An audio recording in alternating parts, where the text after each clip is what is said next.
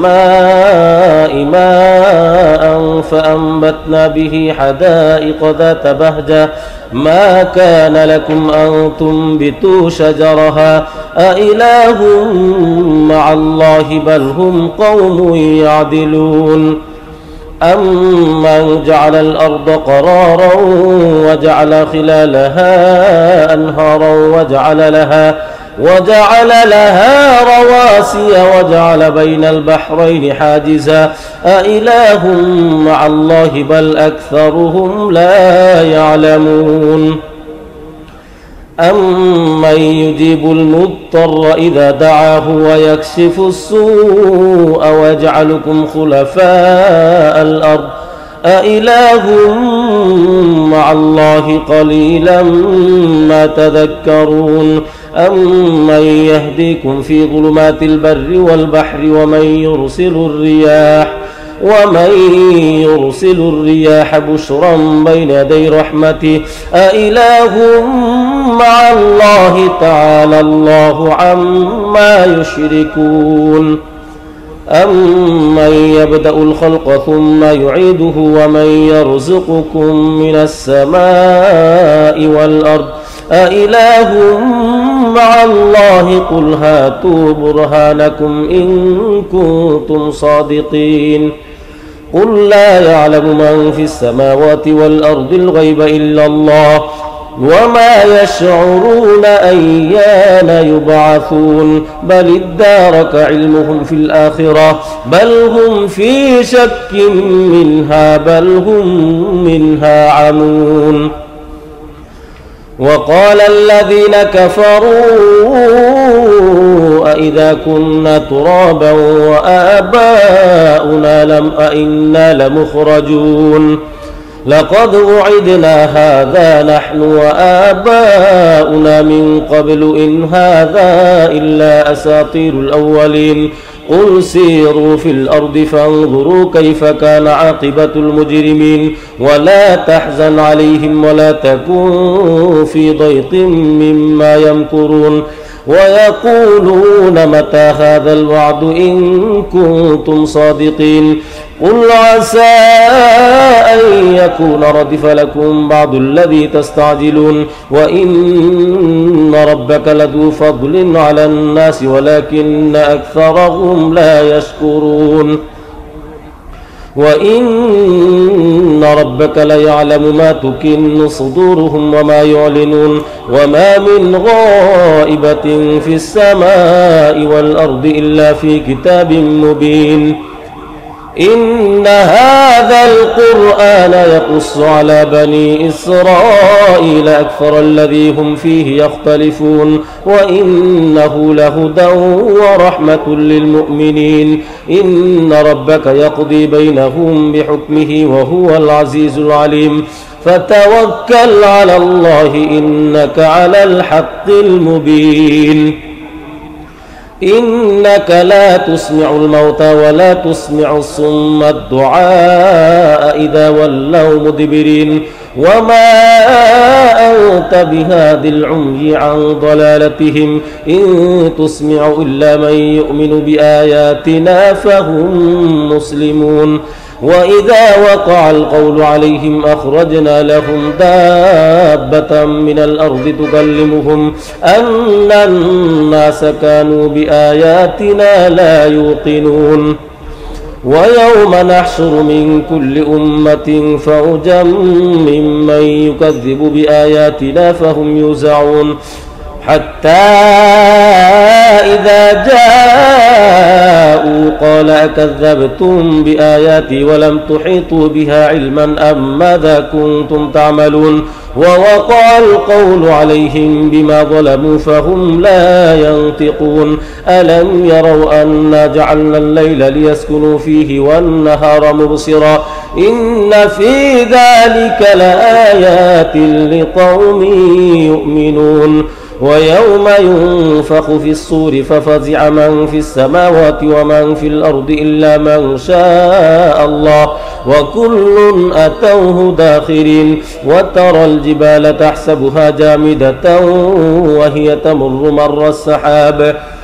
صنع الله الذي أتقن كل شيء إنه خبير بما تفعلون من جاء بالحسنة فله خير منها وهم من فزع يومئذ آمنون ومن جاء بالسيئة فكبت وجوههم في النار هل تجزون إلا ما كنتم تعملون إنما أمرت أن أعبد رب هذه البلدة الذي حرمها وله كل شيء وأمرت أن أكون من المسلمين وأن أتلو القرآن فمن اهتدى فإنما يهتدي لنفسه ومن ضل فقل إنما أنا من المنذرين وقل الحمد لله سيريكم آياته فتعرفونها وما ربك بغافل عما تعملون بسم الله الرحمن الرحيم طاسيم تلك آيات الكتاب المبين نتلو عليك من نبأ موسى وفرعون بالحق لقوم يؤمنون إن فرعون علا في الأرض وجعل أهلها شيعا يستضعف طائفة منهم يذبح أبناءهم ويستحيي نساءهم إنه كان من المفسدين ونريد أن نمن على الذين استضعفوا في الأرض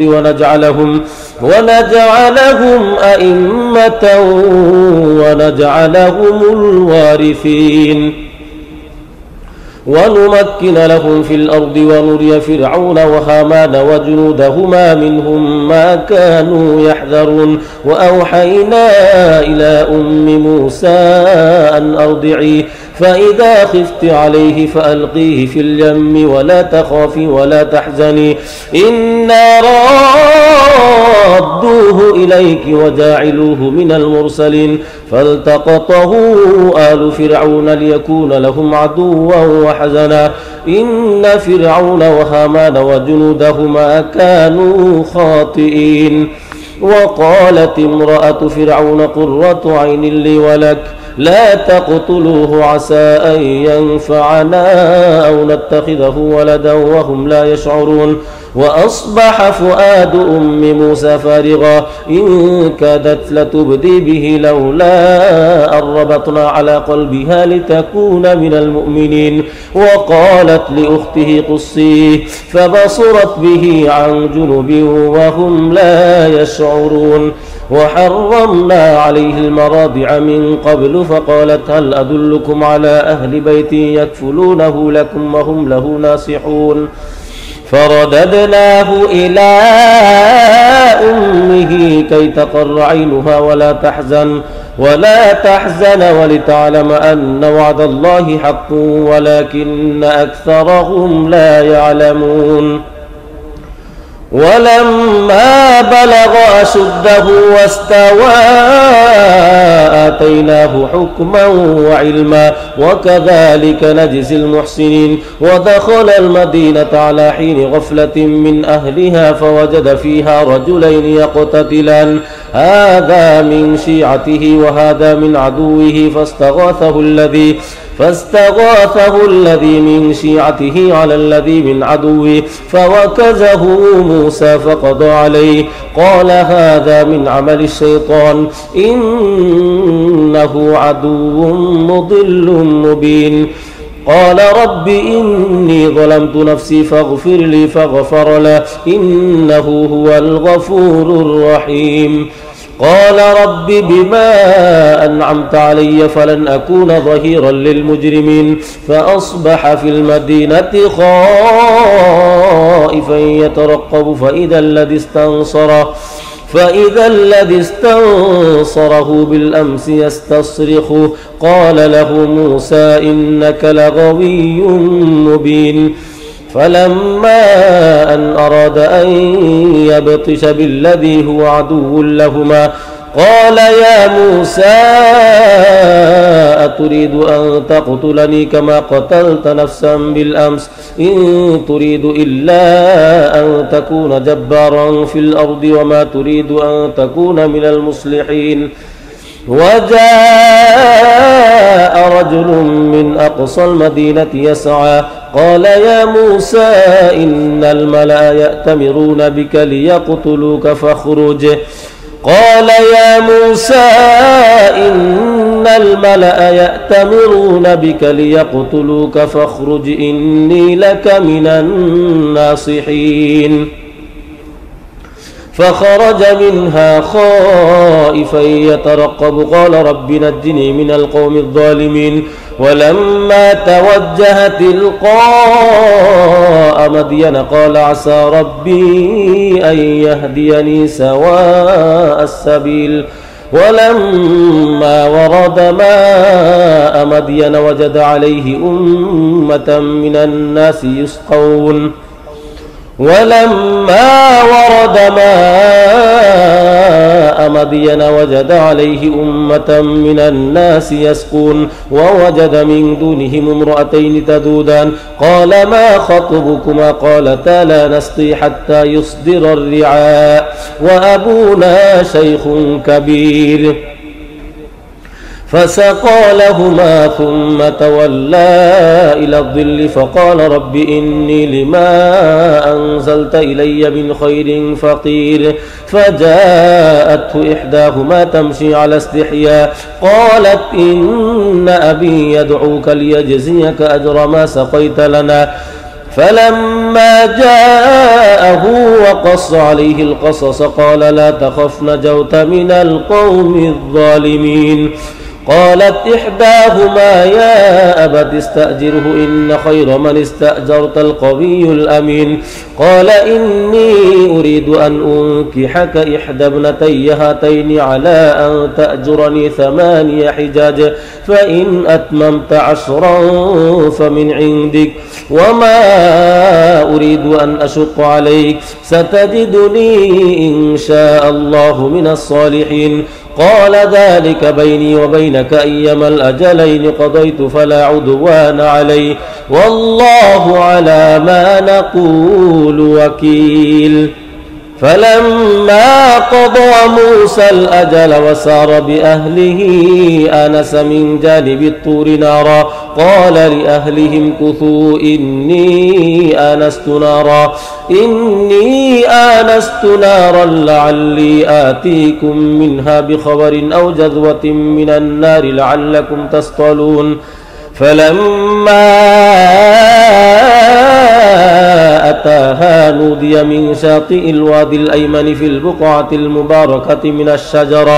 من الشجرة أن يا موسى إني أنا الله رب العالمين وأن ألق عصاك. فلما رآها تهتز كأنها جان ولا مدبرا ولم يعقب يا موسى أقبل ولا تخف إنك من الآمنين.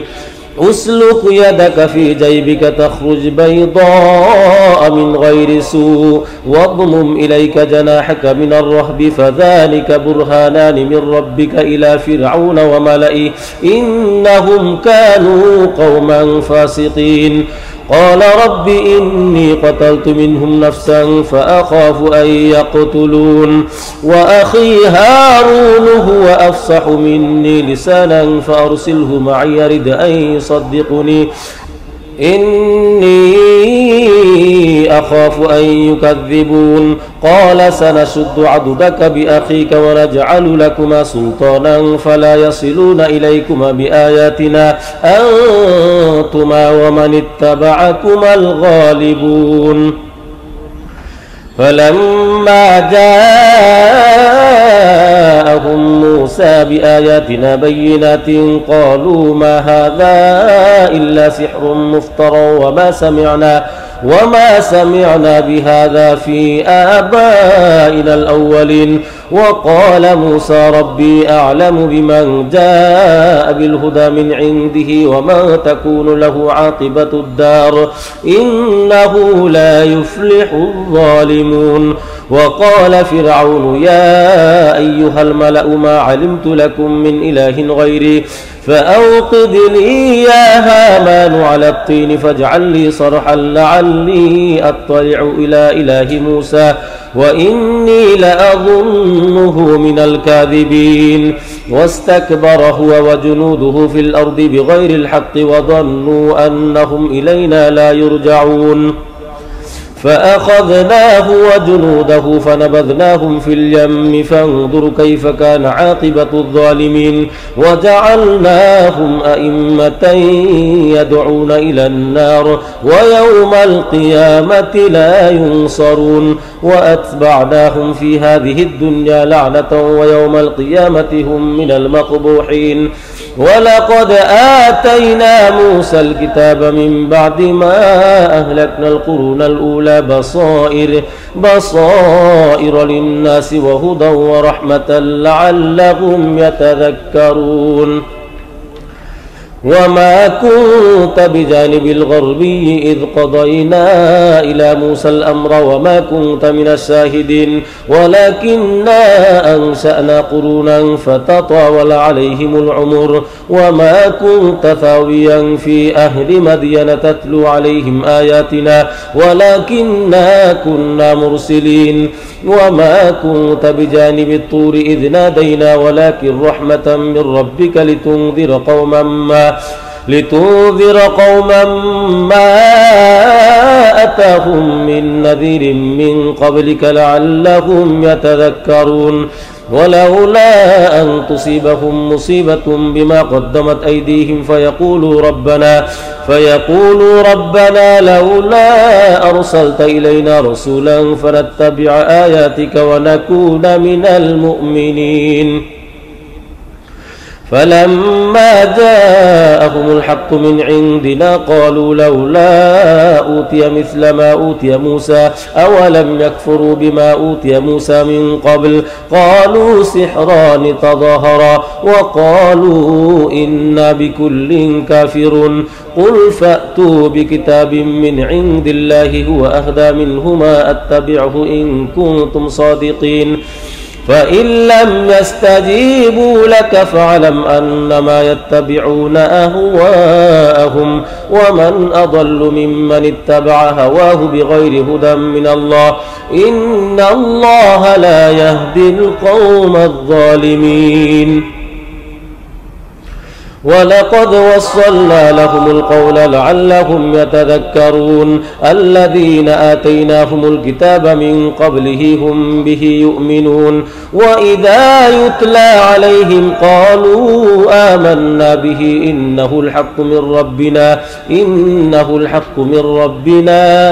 إنا كنا من قبله مسلمين أولئك يؤتون أجرهم مرتين بما صبروا ويدرؤون بالحسنة السيئة ومما رزقناهم ينفقون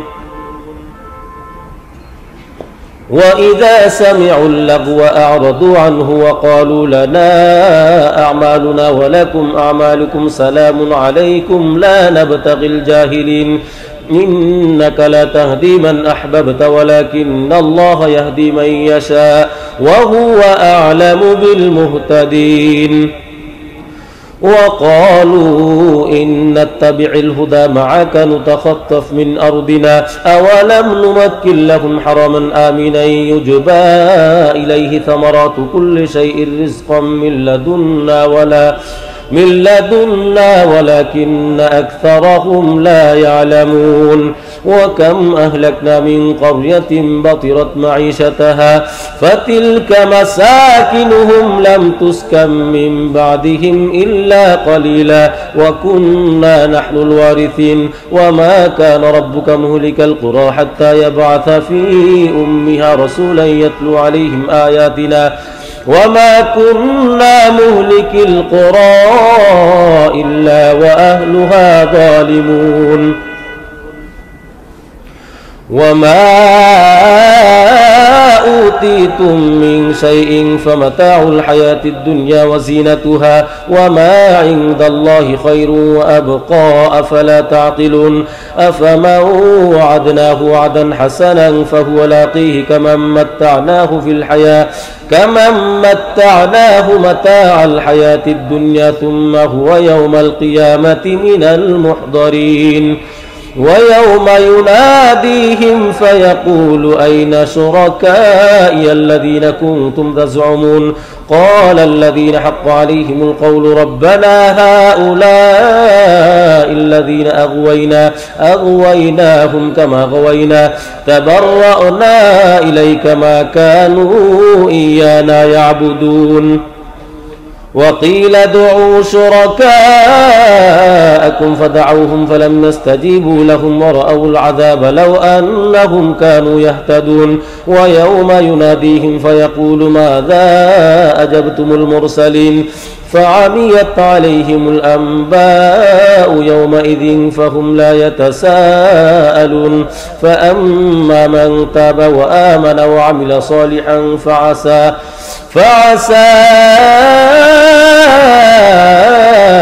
أن يكون من المفلحين وربك يخلق ما يشاء ويختار ما كان لهم الخيرة سبحان الله وتعالى عما يشركون وربك يعلم ما تكن صدورهم وما يعلنون وهو الله لا إله إلا هو له الحمد في الأولى والآخرة وله الحكم وإليه ترجعون قل أرأيتم إن جعل الله عليكم الليل سرمدا إلى يوم القيامة من إله غير الله يأتيكم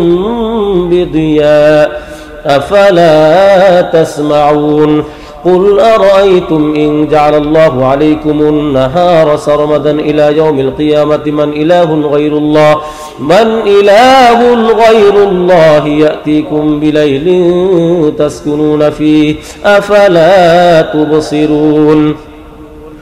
ومن رحمته جعل لكم الليل والنهار لتسكنوا فيه ولتبتغوا من فضله ولعلكم تشكرون ويوم يناديهم فيقول أين شركائي الذين كنتم تزعمون ونزعنا من كل أمة شهيدا فقلنا هاتوا برهانكم فعلموا أن الحق لله وضل عنهم ما كانوا يفترون إن قارون كان من قوم موسى فبغى عليهم وآتيناه من الكنوز ما إن مفاتحه لتنوء بالعصبة أولي القوة إذ قال له قومه لا تفرح إن الله لا يحب الفرحين وابتغ فيما آتاك الله الدار الآخرة ولا تنس نصيبك من الدنيا وأحسن كما أحسن الله إليك ولا تبغ الفساد في الأرض إن الله لا يحب المفسدين قال إنما أوتيته على علم عندي أولم يعلم أن الله قد أهلك من قبله من القرون من هو أشد منه قوة وأكثر جمعا ولا يسأل عن ذنوبهم المجرمون فخرج على قومه في زينته قال الذين يريدون الحياة الدنيا يا ليت لنا مثل ما أوتي قارون إنه لذو حظ عظيم وقال الذين أوتوا العلم ويلكم ثواب الله خير لمن آمن وعمل صالحا ولا يلقاها إلا الصابرون فخسفنا به وبداره الأرض فما كان له من فئة ينصرونه من دون الله وما كان من المنتصرين وأصبح الذين تمنوا مكانه بالأمس يقولون ويكأن الله يبسط الرزق لمن يشاء من عباده ويقدر لولا أمن الله علينا لخسف بنا ويكأنه لا يفلح الكافرون تلك الدار الآخرة نجعلها للذين لا يريدون علوا في الأرض ولا فسادا والعاقبة للمتقين من جاء بالحسنة فله خير منها ومن جاء بالسيئة فلا يجزى الذين عملوا السيئات إلا ما كانوا يعملون إن الذي فرض عليك القرآن لرادك إلى معاد قل ربي أعلم من جاء بالهدى ومن هو في ضلال مبين وما كنت ترجو أن يلقى إليك الكتاب إلا رحمة من ربك فلا تكونن ظهيرا للكافرين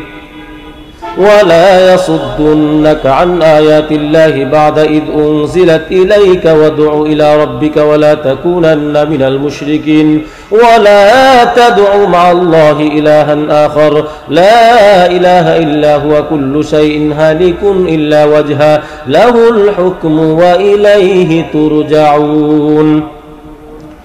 بسم الله الرحمن الرحيم ألف لام ميم أحسب الناس أن يتركوا أن يقولوا آمنا وهم لا يفتنون ولقد فتنا الذين من قبلهم فليعلمن الله الذين صدقوا وليعلمن الكاذبين أم حسب الذين يعملون السيئات أن يسبقونا ساء ما يحكمون من كان يرجو لقاء الله فإن أجل الله لآت وهو السميع العليم ومن جاهد فإنما يجاهد لنفسه إن الله لغني عن العالمين والذين آمنوا وعملوا الصالحات لنكفرن عنهم سيئاتهم ولنجزينهم أحسن الذي كانوا يعملون ووصينا الإنسان بوالديه حسنا وإن جاهداك لتشرك بما ليس لك به علم فلا تطعهما إلي مرجعكم فأنبئكم بما كنتم تعملون والذين آمنوا وعملوا الصالحات لندخلنهم في الصالحين ومن الناس من يقول آمنا بالله فإذا أوذي في الله جعل فتنة الناس كعذاب الله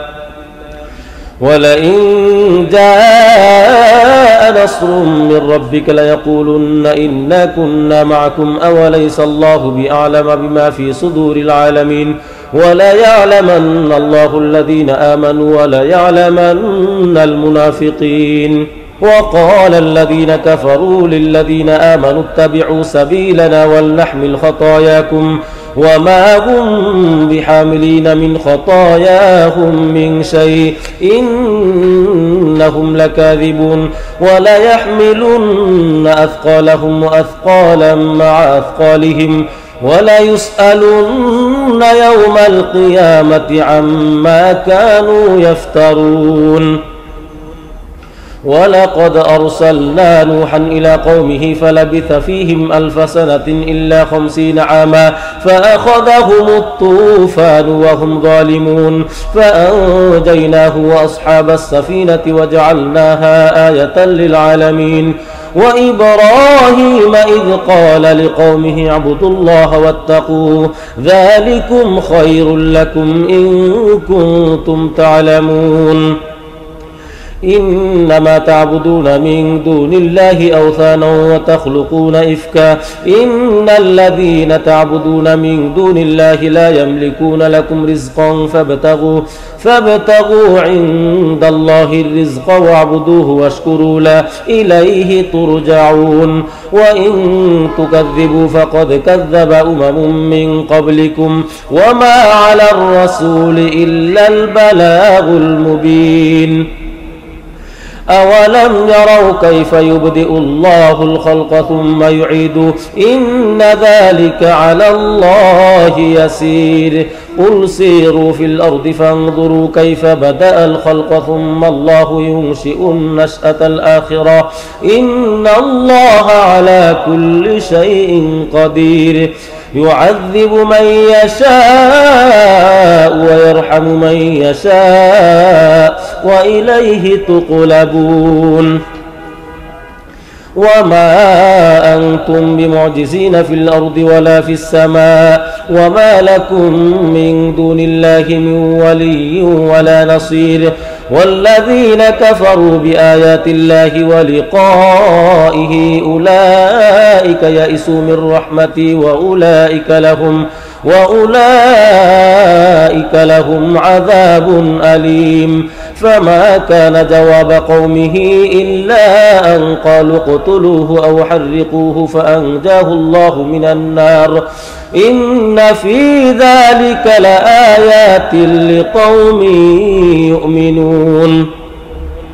وقال إنما اتخذتم من دون الله أوثانا مودة بينكم في الحياة الدنيا ثم يوم القيامة يكفر بعضكم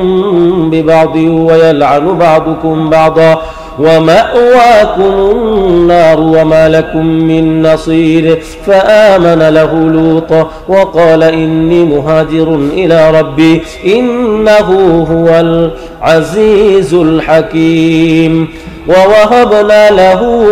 إسحاق ويعقوب وجعلنا في ذريته النبوة والكتاب وآتيناه أجره في الدنيا وإنه في الآخرة لمن الصالحين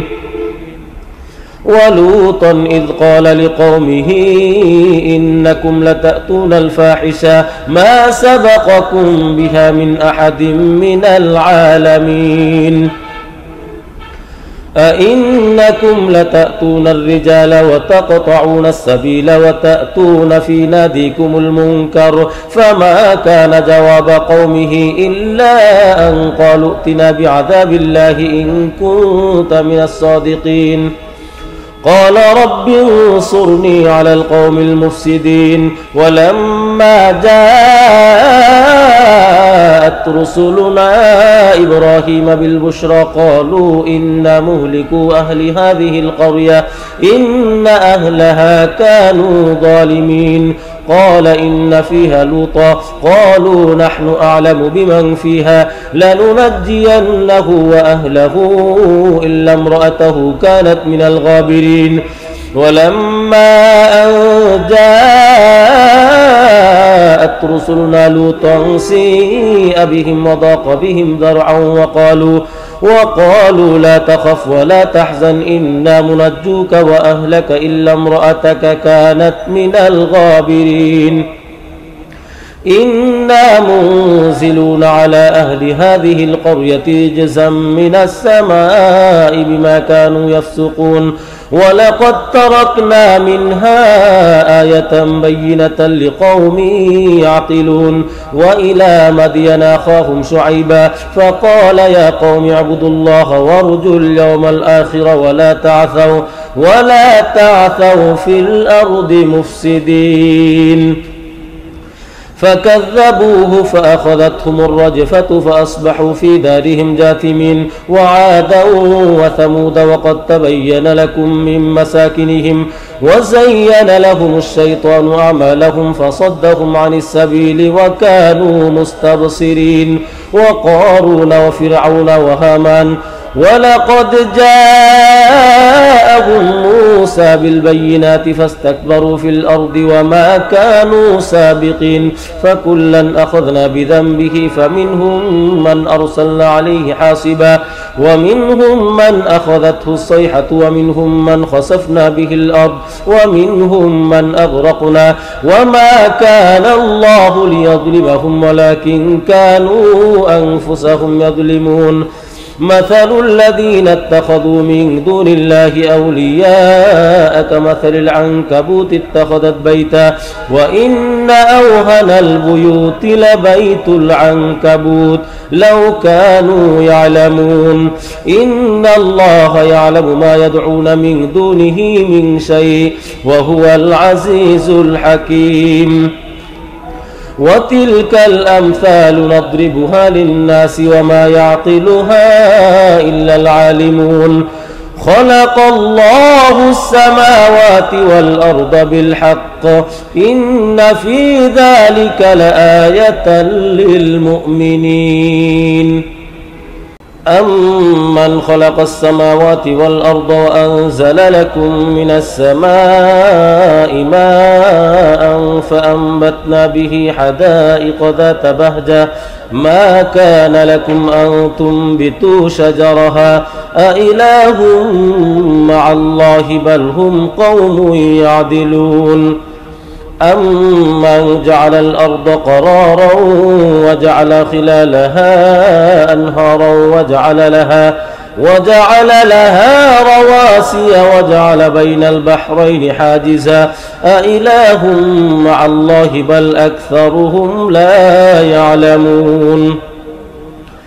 أمن يجيب المضطر إذا دعاه ويكشف السوء ويجعلكم خلفاء الأرض أإله مع الله قليلا ما تذكرون أمن يهديكم في ظلمات البر والبحر ومن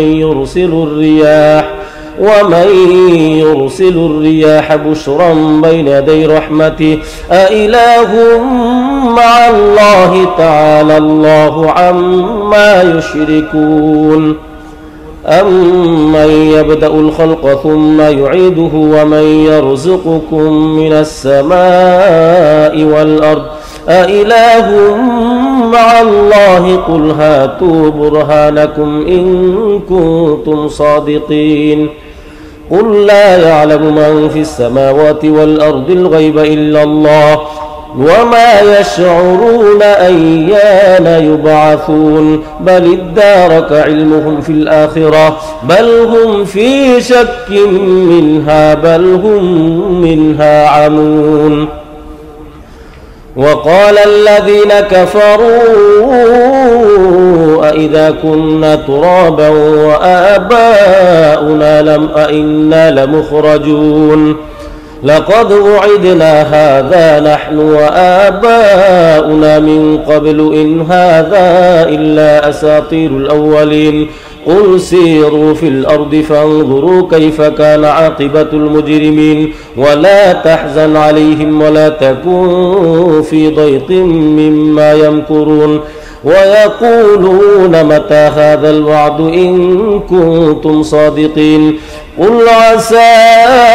أن يكون ردف لكم بعض الذي تستعجلون وإن ربك لذو فضل على الناس ولكن أكثرهم لا يشكرون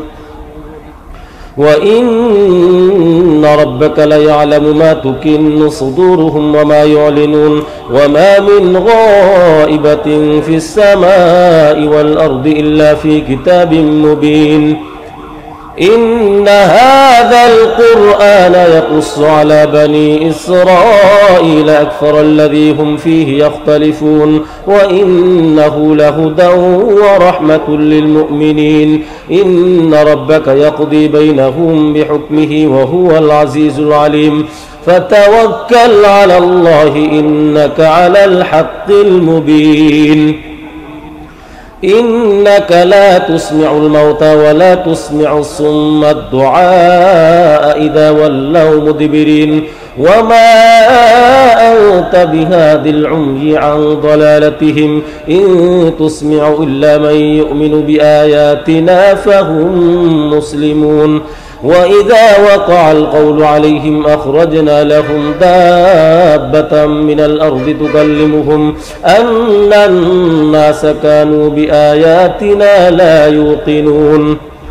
ويوم نحشر من كل أمة فوجا ممن يكذب بآياتنا فهم يوزعون حتى إذا جاءوا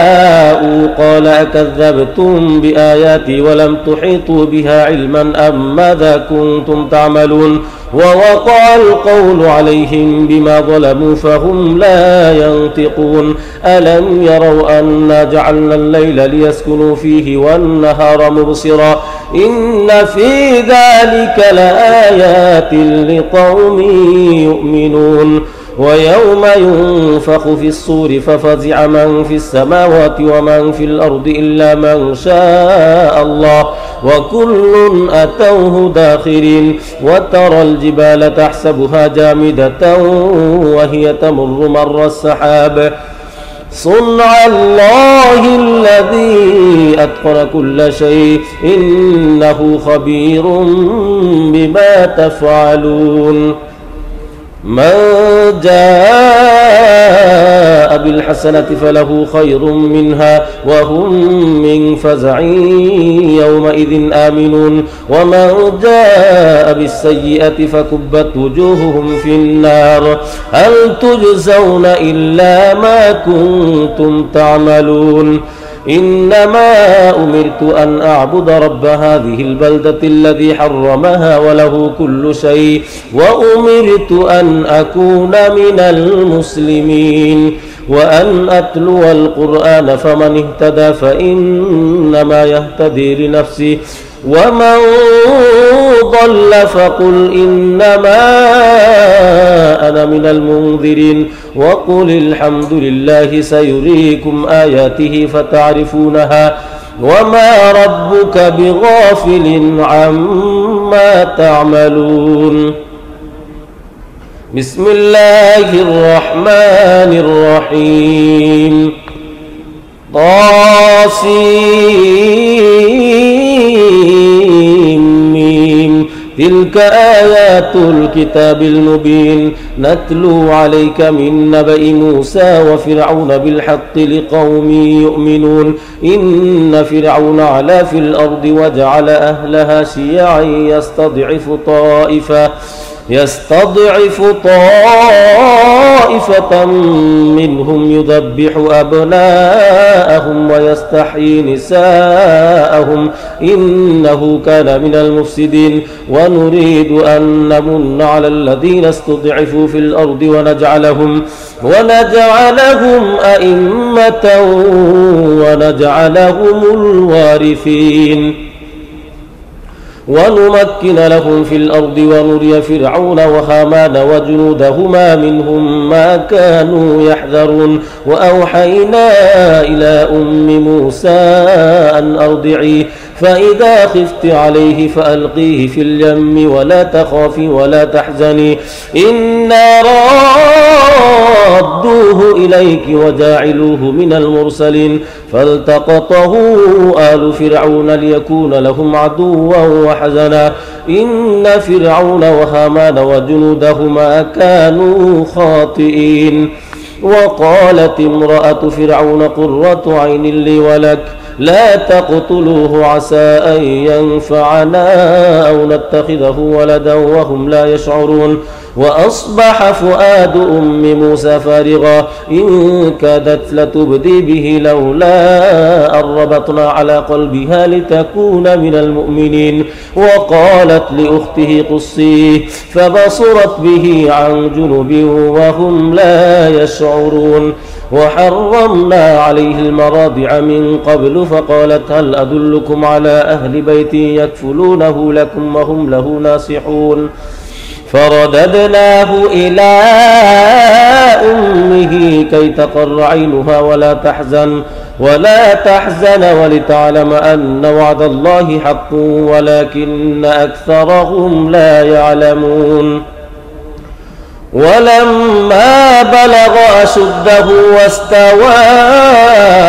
آتيناه حكما وعلما وكذلك نجزي المحسنين ودخل المدينة على حين غفلة من أهلها فوجد فيها رجلين يقتتلان هذا من شيعته وهذا من عدوه فاستغاثه الذي من شيعته على الذي من عدوه فوكزه موسى فقضى عليه قال هذا من عمل الشيطان إنه عدو مضل مبين قال رب إني ظلمت نفسي فاغفر لي فغفر له إنه هو الغفور الرحيم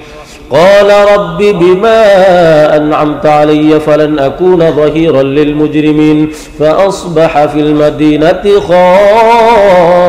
خائفا يترقب فإذا الذي استنصره بالأمس يستصرخه قال له موسى إنك لغوي مبين فلما أن أراد أن يبطش بالذي هو عدو لهما قال يا موسى أتريد أن تقتلني كما قتلت نفسا بالأمس إن تريد إلا أن تكون جبارا في الأرض وما تريد أن تكون من المصلحين وجاء رجل من أقصى المدينة يسعى قال يا موسى إن الملأ يأتمرون بك ليقتلوك فاخرج قال يا موسى إن الملأ يأتمرون بك ليقتلوك فاخرج إني لك من الناصحين فخرج منها خائفا يترقب قال رب نجني من القوم الظالمين ولما توجه تلقاء مدين قال عسى ربي أن يهديني سواء السبيل ولما ورد ماء مدين وجد عليه أمة من الناس يسقون ولما ورد ماء مدين وجد عليه أمة من الناس يسقون ووجد من دونهم امرأتين تذودان قال ما خطبكما قالتا لا نسقي حتى يصدر الرعاء وأبونا شيخ كبير فسقى لهما ثم تولى إلى الظل فقال رب إني لما أنزلت إلي من خير فقير فجاءته إحداهما تمشي على استحياء قالت إن أبي يدعوك ليجزيك أجر ما سقيت لنا فلما جاءه وقص عليه القصص قال لا تخف نجوت من القوم الظالمين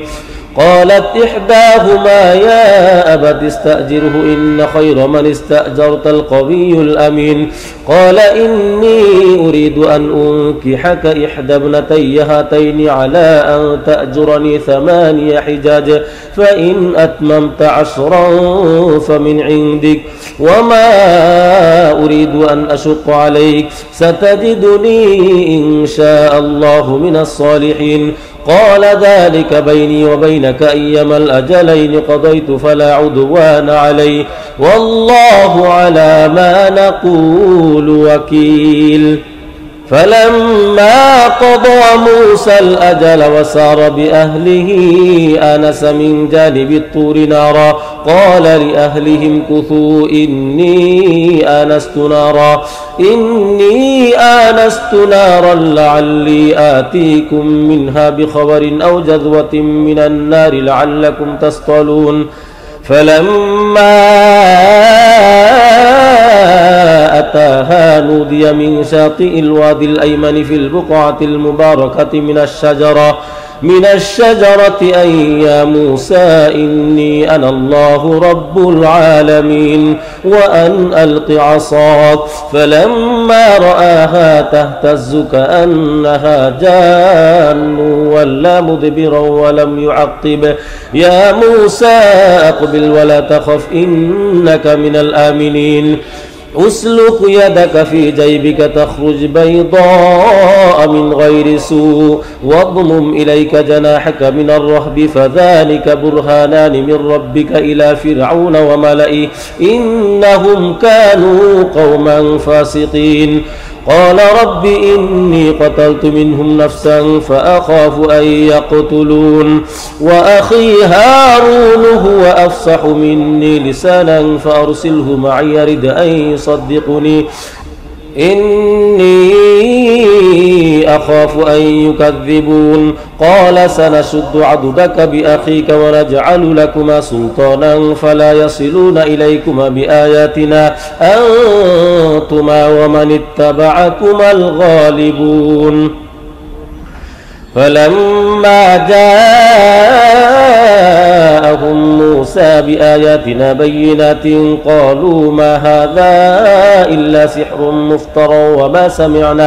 وما سمعنا بهذا في آبائنا الأولين. وقال موسى ربي أعلم بمن جاء بالهدى من عنده وما تكون له عاقبة الدار إنه لا يفلح الظالمون. وقال فرعون يا أيها الملأ ما علمت لكم من إله غيري فأوقد لي يا هامان على الطين فاجعل لي صرحا لعلي أطلع إلى إله موسى وإني لأظنه من الكاذبين. واستكبر هو وجنوده في الأرض بغير الحق وظنوا أنهم إلينا لا يرجعون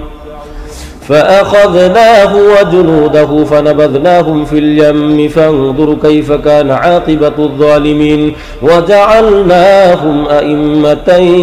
يدعون إلى النار ويوم القيامة لا ينصرون. وأتبعناهم في هذه الدنيا لعنة ويوم القيامة هم من المقبوحين. ولقد آتينا موسى الكتاب من بعد ما أهلكنا القرون الأولى بصائر للناس وهدى ورحمة لعلهم يتذكرون. وما كنت بجانب الغربي إذ قضينا إلى موسى الأمر وما كنت من الشاهدين ولكننا أنشأنا قرونا فتطاول عليهم العمر وما كنت ثاويا في أهل مدين تتلو عليهم آياتنا ولكننا كنا مرسلين. وما كنت بجانب الطور إذ نادينا ولكن رحمة من ربك لتنذر قوما ما أتاهم من نذير من قبلك لعلهم يتذكرون. ولولا أن تصيبهم مصيبة بما قدمت أيديهم فيقولوا ربنا لولا أرسلت إلينا رسولا فنتبع آياتك ونكون من المؤمنين. فلما جاءهم الحق من عندنا قالوا لولا أوتي مثل ما أوتي موسى أولم يكفروا بما أوتي موسى من قبل قالوا سحران تظاهرا وقالوا إنا بكل كافرون. قل فأتوا بكتاب من عند الله هو أهدى منهما أتبعه إن كنتم صادقين. فإن لم يستجيبوا لك فاعلم أنما يتبعون أهواءهم ومن أضل ممن اتبع هواه بغير هدى من الله إن الله لا يهدي القوم الظالمين. ولقد وصلنا لهم القول لعلهم يتذكرون. الذين آتيناهم الكتاب من قبله هم به يؤمنون. وإذا يتلى عليهم قالوا آمنا به إنه الحق من ربنا إنا كنا من قبله مسلمين. أولئك يؤتون أجرهم مرتين بما صبروا ويدرؤون بالحسنة السيئة ومما رزقناهم ينفقون. وإذا سمعوا اللغو أعرضوا عنه وقالوا لنا أعمالنا ولكم أعمالكم سلام عليكم لا نبتغي الجاهلين. إنك لا تهدي من أحببت ولكن الله يهدي من يشاء وهو أعلم بالمهتدين. وقالوا إن نتبع الهدى معك نتخطف من أرضنا أولم نمكن لهم حرما آمنا يجبى إليه ثمرات كل شيء رزقا من لدنا ولكن أكثرهم لا يعلمون. وكم أهلكنا من قرية بطرت معيشتها فتلك مساكنهم لم تسكن من بعدهم إلا قليلا وكنا نحن الوارثين وما كان ربك مهلك القرى حتى يبعث في أمها رسولا يتلو عليهم آياتنا وما كنا مهلك القرى إلا وأهلها ظالمون وما أوتيتم من شيء فمتاع الحياة الدنيا وزينتها وما عند الله خير وأبقى أفلا تعقلون أفمن وعدناه وعدا حسنا فهو لاقيه كمن متعناه متاع الحياة الدنيا ثم هو يوم القيامة من المحضرين ويوم يناديهم فيقول أين شركائي الذين كنتم تزعمون قال الذين حق عليهم القول ربنا هؤلاء الذين أغويناهم كما غوينا تبرأنا إليك ما كانوا إيانا يعبدون وقيل ادعوا شركاءكم فدعوهم فلم يستجيبوا لهم ورأوا العذاب لو أنهم كانوا يهتدون ويوم يناديهم فيقول ماذا أجبتم المرسلين فعميت عليهم الأنباء يومئذ فهم لا يتساءلون فأما من تاب وآمن وعمل صالحا فعسى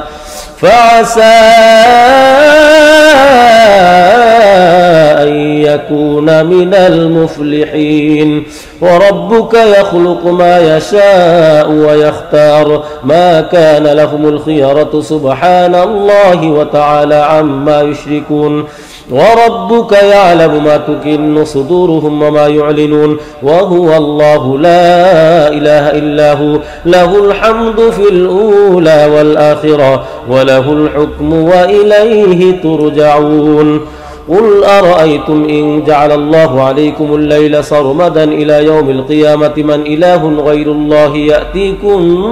بضياء أفلا تسمعون قل أرأيتم إن جعل الله عليكم النهار سرمدا إلى يوم القيامة من إله غير الله يأتيكم بليل تسكنون فيه أفلا تبصرون ومن رحمته جعل لكم الليل والنهار لتسكنوا فيه ولتبتغوا من فضله ولعلكم تشكرون ويوم يناديهم فيقول أين شركائي الذين كنتم تزعمون ونزعنا من كل أمة شهيدا فقلنا هاتوا برهانكم فعلموا أن الحق لله وضل عنهم ما كانوا يفترون إن قارون كان من قوم موسى فبغى عليهم وآتيناه من الكنوز ما إن مفاتحه لتنوء بالعصبة أولي القوة إذ قال له قومه لا تفرح إن الله لا يحب الفرحين وابتغ فيما آتاك الله الدار الآخرة ولا تنس نصيبك من الدنيا وأحسن كما أحسن الله إليك ولا تبغ الفساد في الأرض إن الله لا يحب المفسدين قال إنما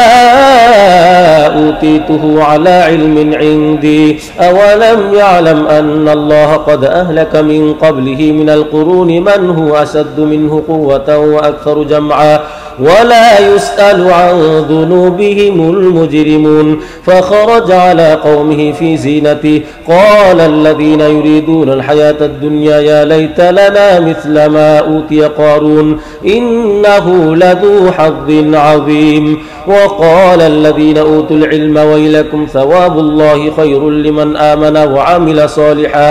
ولا يلقاها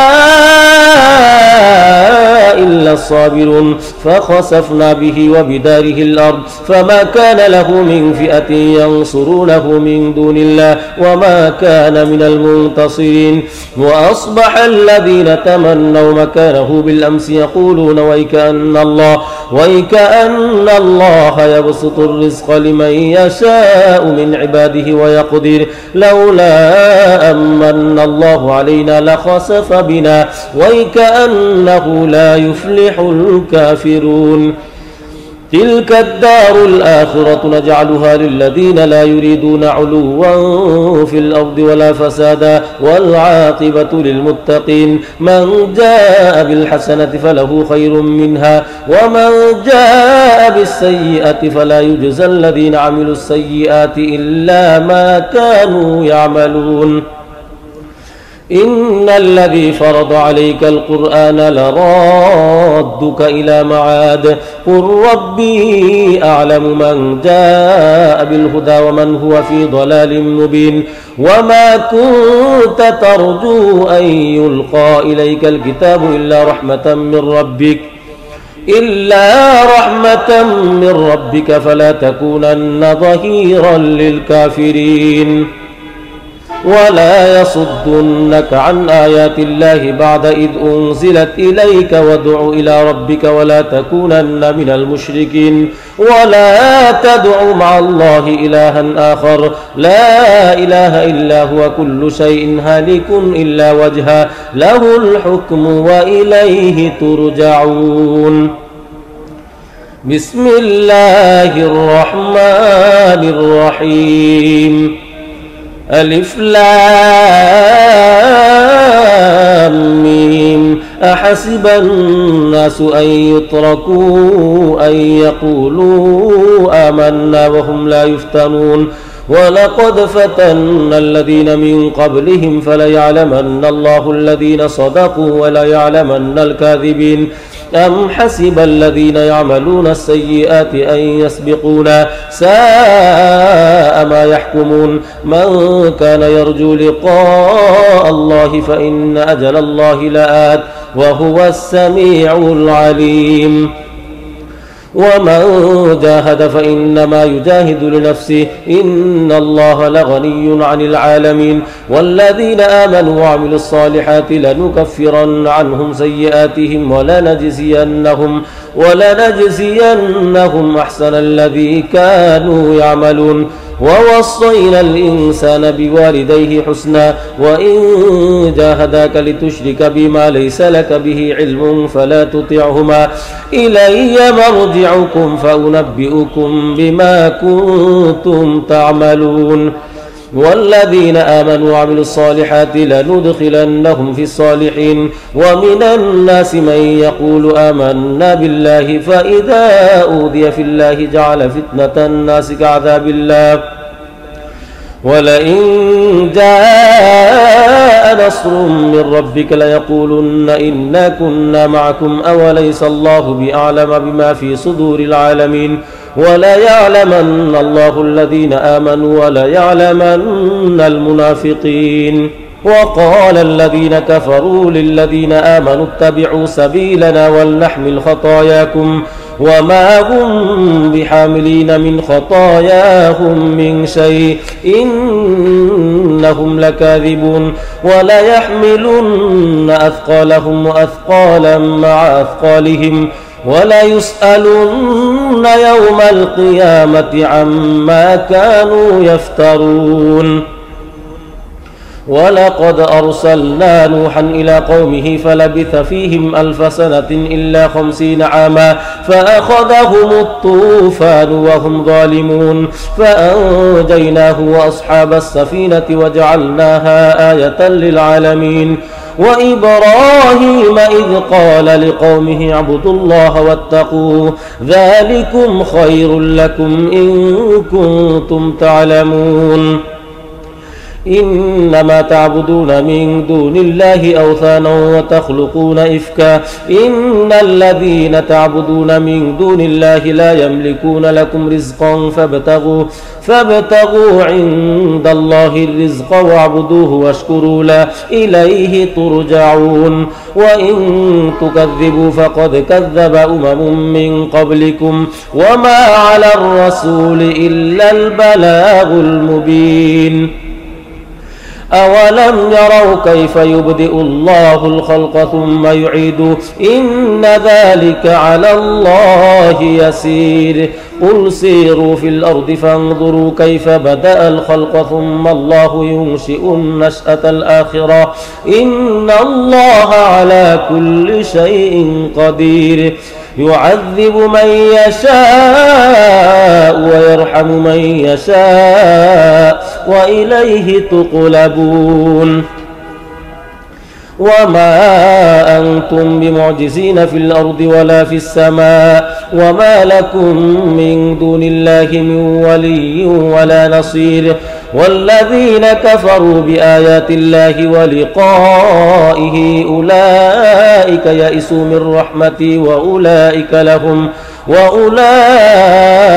لهم عذاب أليم فما كان جواب قومه إلا أن قالوا اقتلوه أو حرقوه فأنجاه الله من النار إن في ذلك لآيات لقوم يؤمنون وقال إنما اتخذتم من دون الله أوثانا مودة بينكم في الحياة الدنيا ثم يوم القيامة يكفر بعضكم ببعض ويلعن بعضكم بعضا ومأواكم النار وما لكم من نصير فآمن له لوط وقال إني مهاجر إلى ربي إنه هو العزيز الحكيم ووهبنا له إسحاق ويعقوب وجعلنا في ذريته النبوة والكتاب وآتيناه أجره في الدنيا وإنه في الآخرة لمن الصالحين ولوطا إذ قال لقومه إنكم لتأتون الفاحشة ما سبقكم بها من أحد من العالمين أئنكم لتأتون الرجال وتقطعون السبيل وتأتون في ناديكم المنكر فما كان جواب قومه إلا أن قالوا ائتنا بعذاب الله إن كنت من الصادقين قال رب انصرني على القوم المفسدين ولما جاءت رسلنا إبراهيم بالبشرى قالوا إنا مهلكو أهل هذه القرية إن أهلها كانوا ظالمين قال إن فيها لوطا قالوا نحن أعلم بمن فيها لننجينه وأهله إلا امرأته كانت من الغابرين ولما أن جاءت رسلنا لوطا سيء بهم وضاق بهم ذرعا وقالوا لا تخف ولا تحزن إنا منجوك وأهلك إلا امرأتك كانت من الغابرين إنا منزلون على أهل هذه القرية جزءا من السماء بما كانوا يفسقون ولقد تركنا منها آية بينة لقوم يعقلون وإلى مدين أخاهم شعيبا فقال يا قوم اعبدوا الله وارجوا اليوم الآخر ولا تعثوا في الأرض مفسدين فكذبوه فأخذتهم الرجفة فأصبحوا في دارهم جاثمين وعادا وثمود وقد تبين لكم من مساكنهم وزين لهم الشيطان أعمالهم فصدهم عن السبيل وكانوا مستبصرين وقارون وفرعون وهامان ولقد جاءهم موسى بالبينات فاستكبروا في الأرض وما كانوا سابقين فكلا أخذنا بذنبه فمنهم من أرسلنا عليه حاصبا ومنهم من أخذته الصيحة ومنهم من خسفنا به الأرض ومنهم من أغرقنا وما كان الله ليظلمهم ولكن كانوا أنفسهم يظلمون مثل الذين اتخذوا من دون الله أولياء كمثل العنكبوت اتخذت بيتا وإن أوهن البيوت لبيت العنكبوت لو كانوا يعلمون إن الله يعلم ما يدعون من دونه من شيء وهو العزيز الحكيم وتلك الأمثال نضربها للناس وما يعقلها إلا العالمون خلق الله السماوات والأرض بالحق إن في ذلك لآية للمؤمنين أمن خلق السماوات والأرض وأنزل لكم من السماء ماء فأنبتنا به حدائق ذات بهجة ما كان لكم أن تنبتوا شجرها أإله مع الله بل هم قوم يعدلون أمن جعل الأرض قرارا وجعل خلالها أنهارا وجعل لها رواسي وجعل بين البحرين حاجزا أإله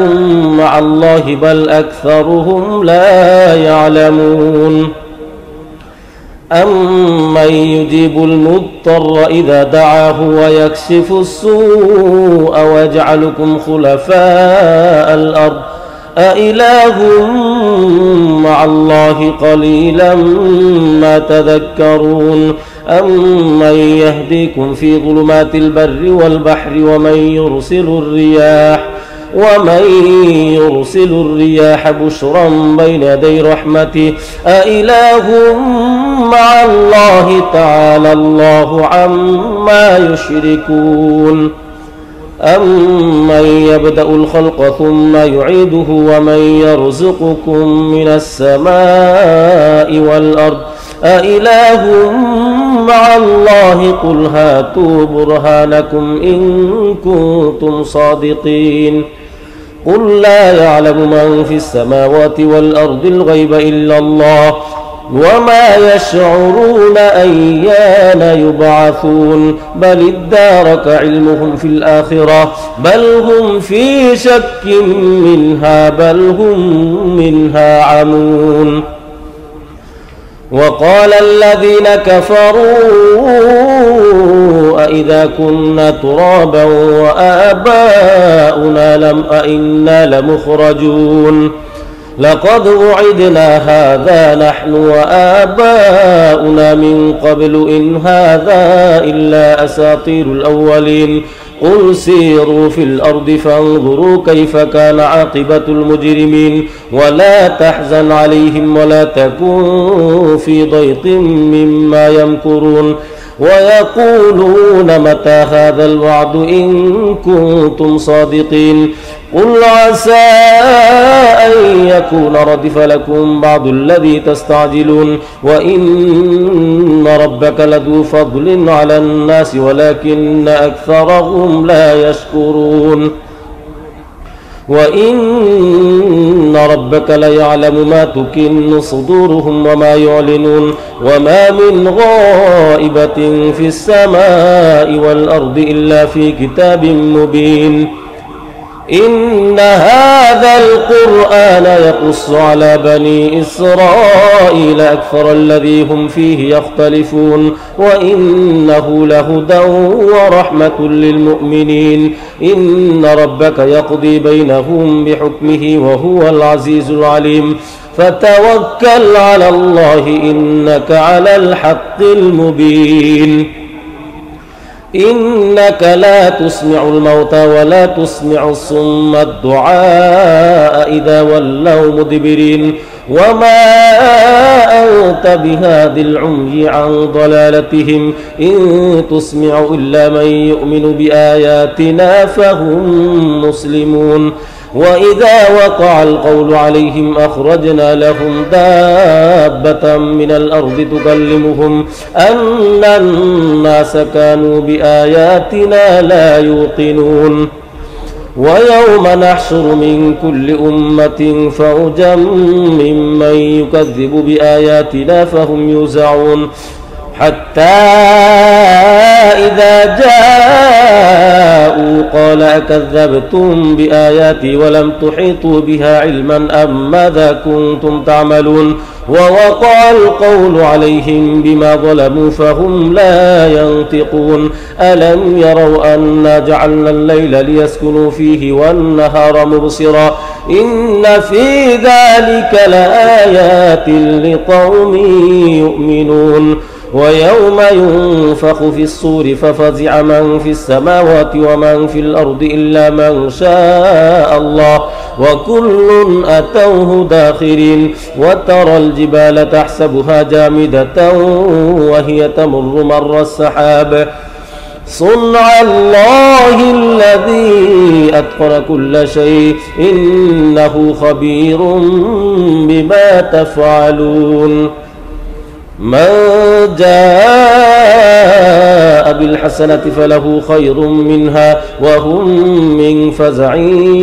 يومئذ آمنون ومن جاء بالسيئة فكبت وجوههم في النار هل تجزون إلا ما كنتم تعملون إنما أمرت أن أعبد رب هذه البلدة الذي حرمها وله كل شيء وأمرت أن أكون من المسلمين وأن أتلو القرآن فمن اهتدى فإنما يهتدي لنفسه ومن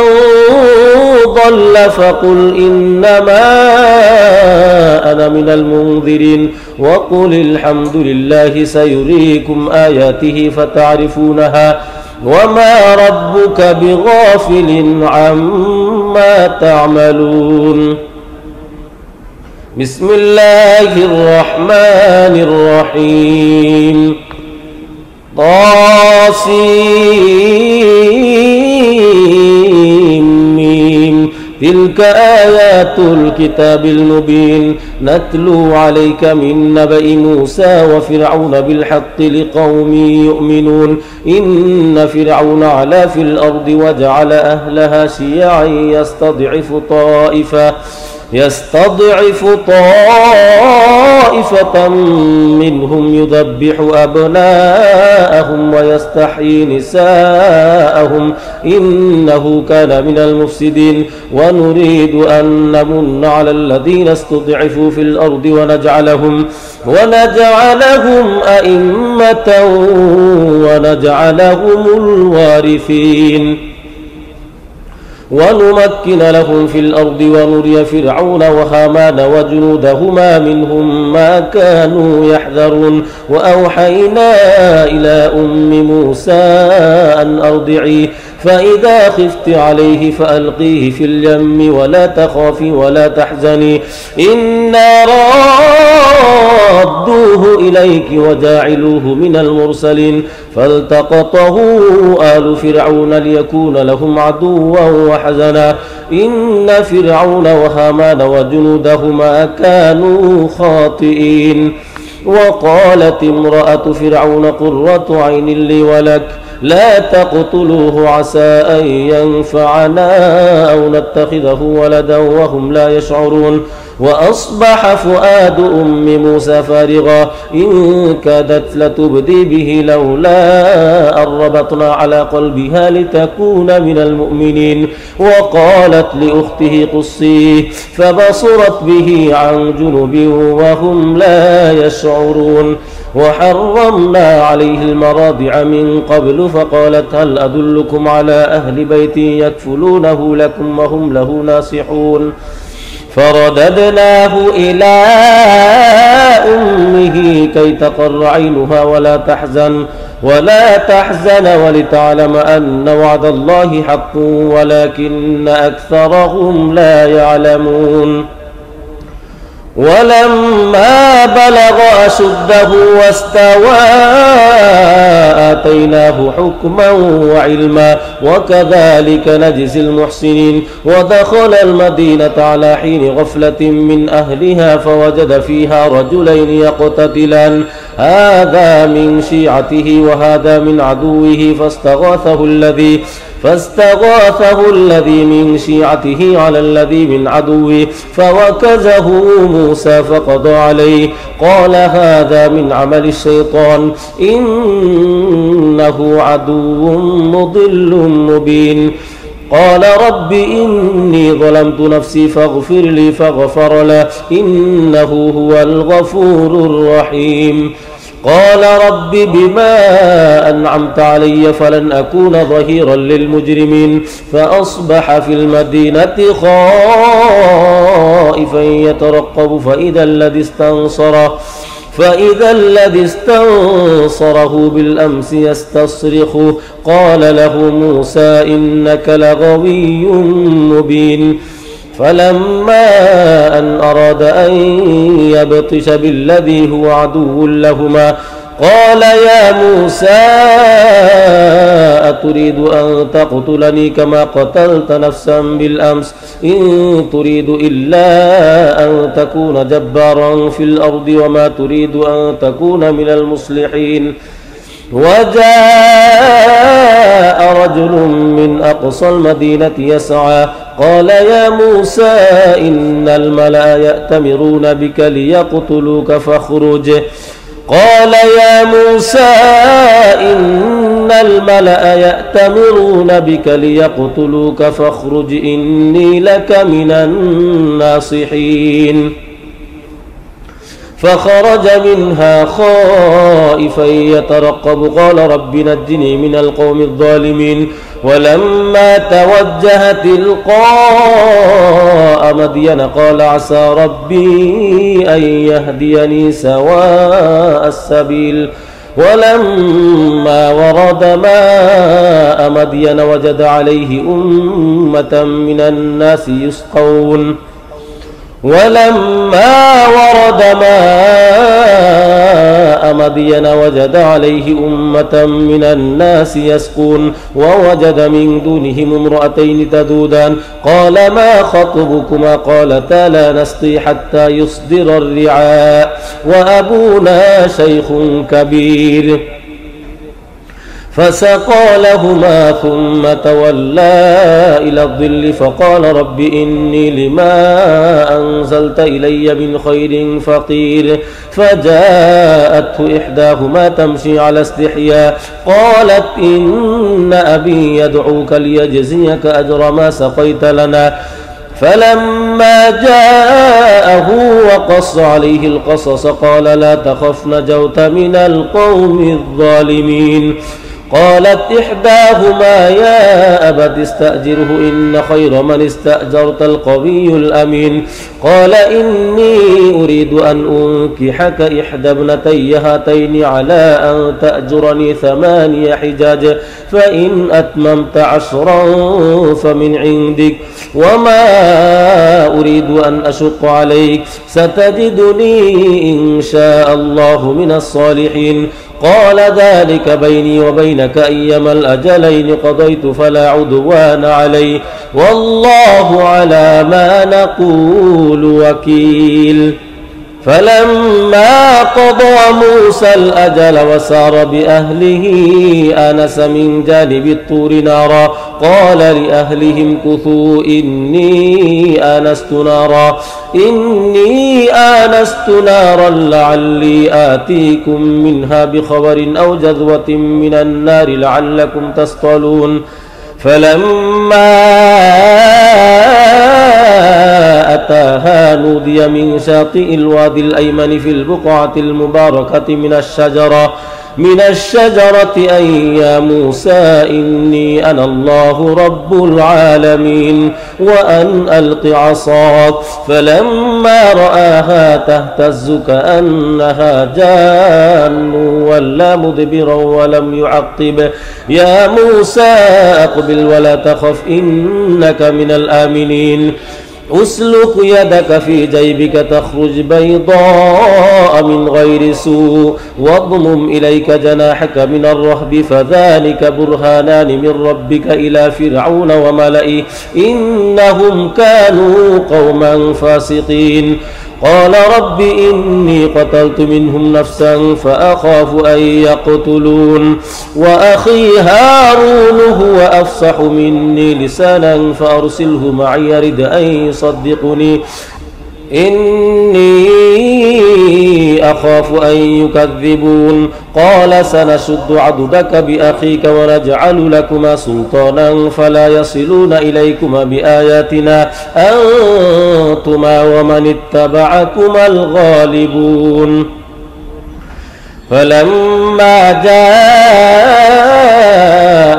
موسى بآياتنا بينات قالوا ما هذا إلا سحر مفترى وما سمعنا بهذا في آبائنا الأولين وقال موسى ربي أعلم بمن جاء بالهدى من عنده وما تكون له عاقبة الدار إنه لا يفلح الظالمون وقال فرعون يا أيها الملأ ما علمت لكم من إله غيري فأوقد لي يا هامان على الطين فاجعل لي صرحا لعلي أطلع إلى إله موسى وإني لأظنه من الكاذبين واستكبر هو وجنوده في الأرض بغير الحق وظنوا أنهم إلينا لا يرجعون فأخذناه وجنوده فنبذناهم في اليم فانظر كيف كان عاقبة الظالمين وجعلناهم أئمة يدعون إلى النار ويوم القيامة لا ينصرون وأتبعناهم في هذه الدنيا لعنة ويوم القيامة هم من المقبوحين ولقد آتينا موسى الكتاب من بعد ما أهلكنا القرون الأولى بصائر للناس وهدى ورحمة لعلهم يتذكرون وما كنت بجانب الغربي إذ قضينا إلى موسى الأمر وما كنت من الشاهدين ولكننا أنشأنا قرونا فتطاول عليهم العمر وما كنت ثاويا في أهل مدين تتلو عليهم آياتنا ولكننا كنا مرسلين وما كنت بجانب الطور إذ نادينا ولكن رحمة من ربك لتنذر قوما ما أتاهم من نذير من قبلك لعلهم يتذكرون ولولا أن تصيبهم مصيبة بما قدمت أيديهم فيقولوا ربنا لولا أرسلت إلينا رسولا فنتبع آياتك ونكون من المؤمنين فلما جاءهم الحق من عندنا قالوا لولا أوتي مثل ما أوتي موسى أولم يكفروا بما أوتي موسى من قبل قالوا سحران تظاهرا وقالوا إنا بكل كافرون قل فأتوا بكتاب من عند الله هو أهدى منهما أتبعه إن كنتم صادقين فإن لم يستجيبوا لك فاعلم أنما يتبعون أهواءهم ومن أضل ممن اتبع هواه بغير هدى من الله إن الله لا يهدي القوم الظالمين ولقد وصلنا لهم القول لعلهم يتذكرون الذين آتيناهم الكتاب من قبله هم به يؤمنون وإذا يتلى عليهم قالوا آمنا به إنه الحق من ربنا إنا كنا من قبله مسلمين أولئك يؤتون أجرهم مرتين بما صبروا ويدرؤون بالحسنة السيئة ومما رزقناهم ينفقون وإذا سمعوا اللغو أعرضوا عنه وقالوا لنا أعمالنا ولكم أعمالكم سلام عليكم لا نبتغي الجاهلين إنك لا تهدي من أحببت ولكن الله يهدي من يشاء وهو أعلم بالمهتدين وقالوا إن نتبع الهدى معك نتخطف من أرضنا أولم نمكن لهم حرما آمنا يجبى إليه ثمرات كل شيء رزقا من لدنا ولكن أكثرهم لا يعلمون وكم أهلكنا من قرية بطرت معيشتها فتلك مساكنهم لم تسكن من بعدهم إلا قليلا وكنا نحن الوارثين وما كان ربك مهلك القرى حتى يبعث في أمها رسولا يتلو عليهم آياتنا وما كنا مهلك القرى إلا وأهلها ظالمون وما أوتيتم من شيء فمتاع الحياة الدنيا وزينتها وما عند الله خير وأبقى أفلا تعقلون أفمن وعدناه وعدا حسنا فهو لاقيه كمن متعناه متاع الحياة الدنيا ثم هو يوم القيامة من المحضرين ويوم يناديهم فيقول أين شركائي الذين كنتم تزعمون قال الذين حق عليهم القول ربنا هؤلاء الذين أغويناهم كما غوينا تبرأنا إليك ما كانوا إيانا يعبدون وقيل ادعوا شركاءكم فدعوهم فلم يستجيبوا لهم ورأوا العذاب لو أنهم كانوا يهتدون ويوم يناديهم فيقول ماذا أجبتم المرسلين فعميت عليهم الأنباء يومئذ فهم لا يتساءلون فأما من تاب وآمن وعمل صالحا فعسى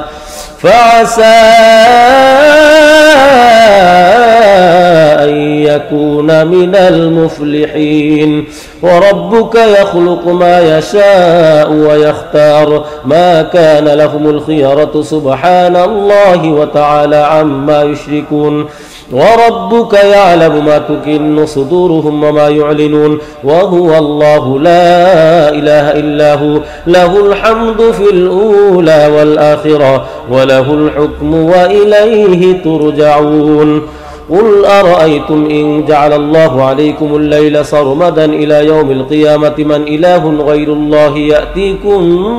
بضياء أفلا تسمعون قل أرأيتم إن جعل الله عليكم النهار سرمدا إلى يوم القيامة من إله غير الله يأتيكم بليل تسكنون فيه أفلا تبصرون ومن رحمته جعل لكم الليل والنهار لتسكنوا فيه ولتبتغوا من فضله ولعلكم تشكرون ويوم يناديهم فيقول أين شركائي الذين كنتم تزعمون ونزعنا من كل أمة شهيدا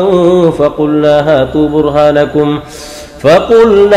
هاتوا برهانكم فعلموا أن الحق لله وضل عنهم ما كانوا يفترون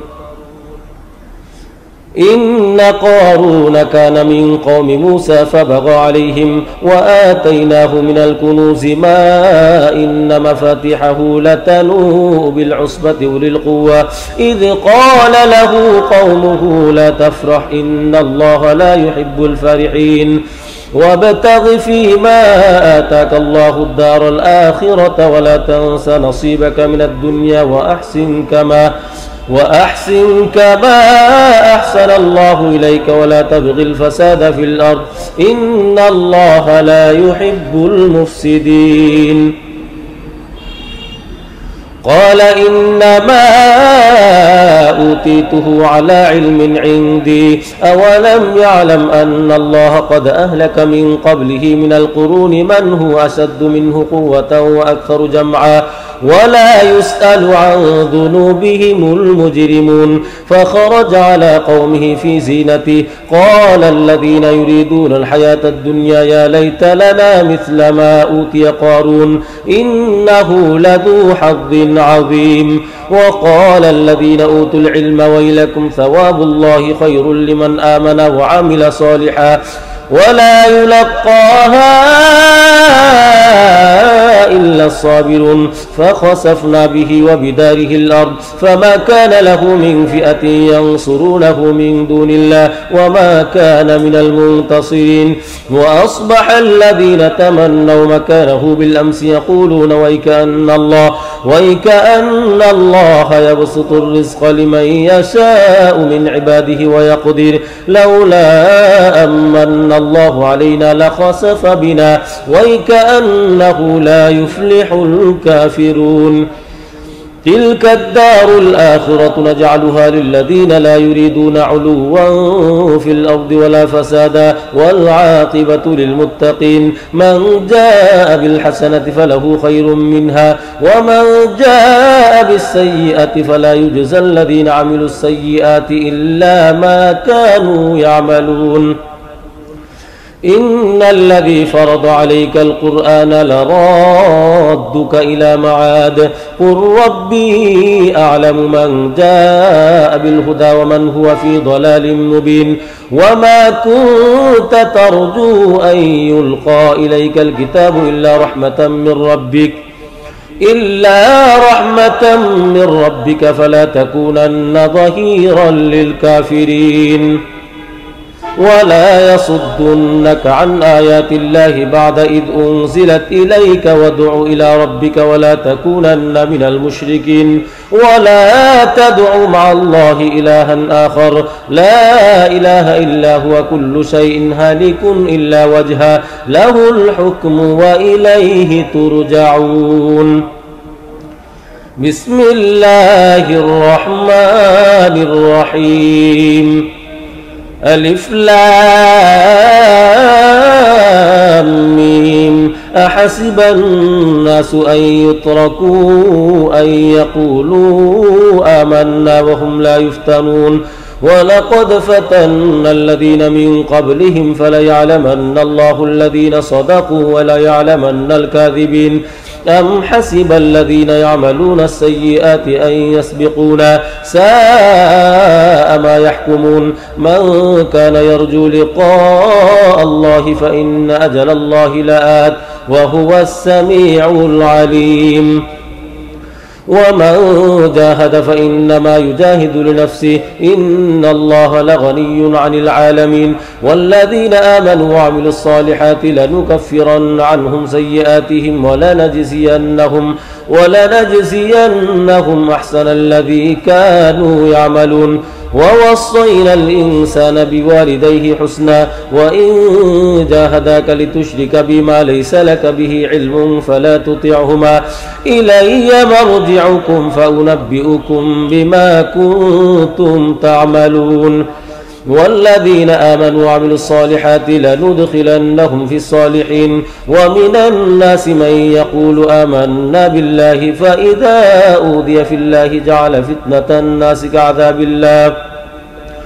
ولئن جاء نصر من ربك ليقولن إنا كنا معكم أوليس الله بأعلم بما في صدور العالمين وليعلمن الله الذين آمنوا وليعلمن المنافقين. وقال الذين كفروا للذين آمنوا اتبعوا سبيلنا ولنحمل خطاياكم وما هم بحاملين من خطاياهم من شيء إنهم لكاذبون. وليحملن أثقالهم وأثقالا مع أثقالهم وليسألن يوم القيامة عما كانوا يفترون.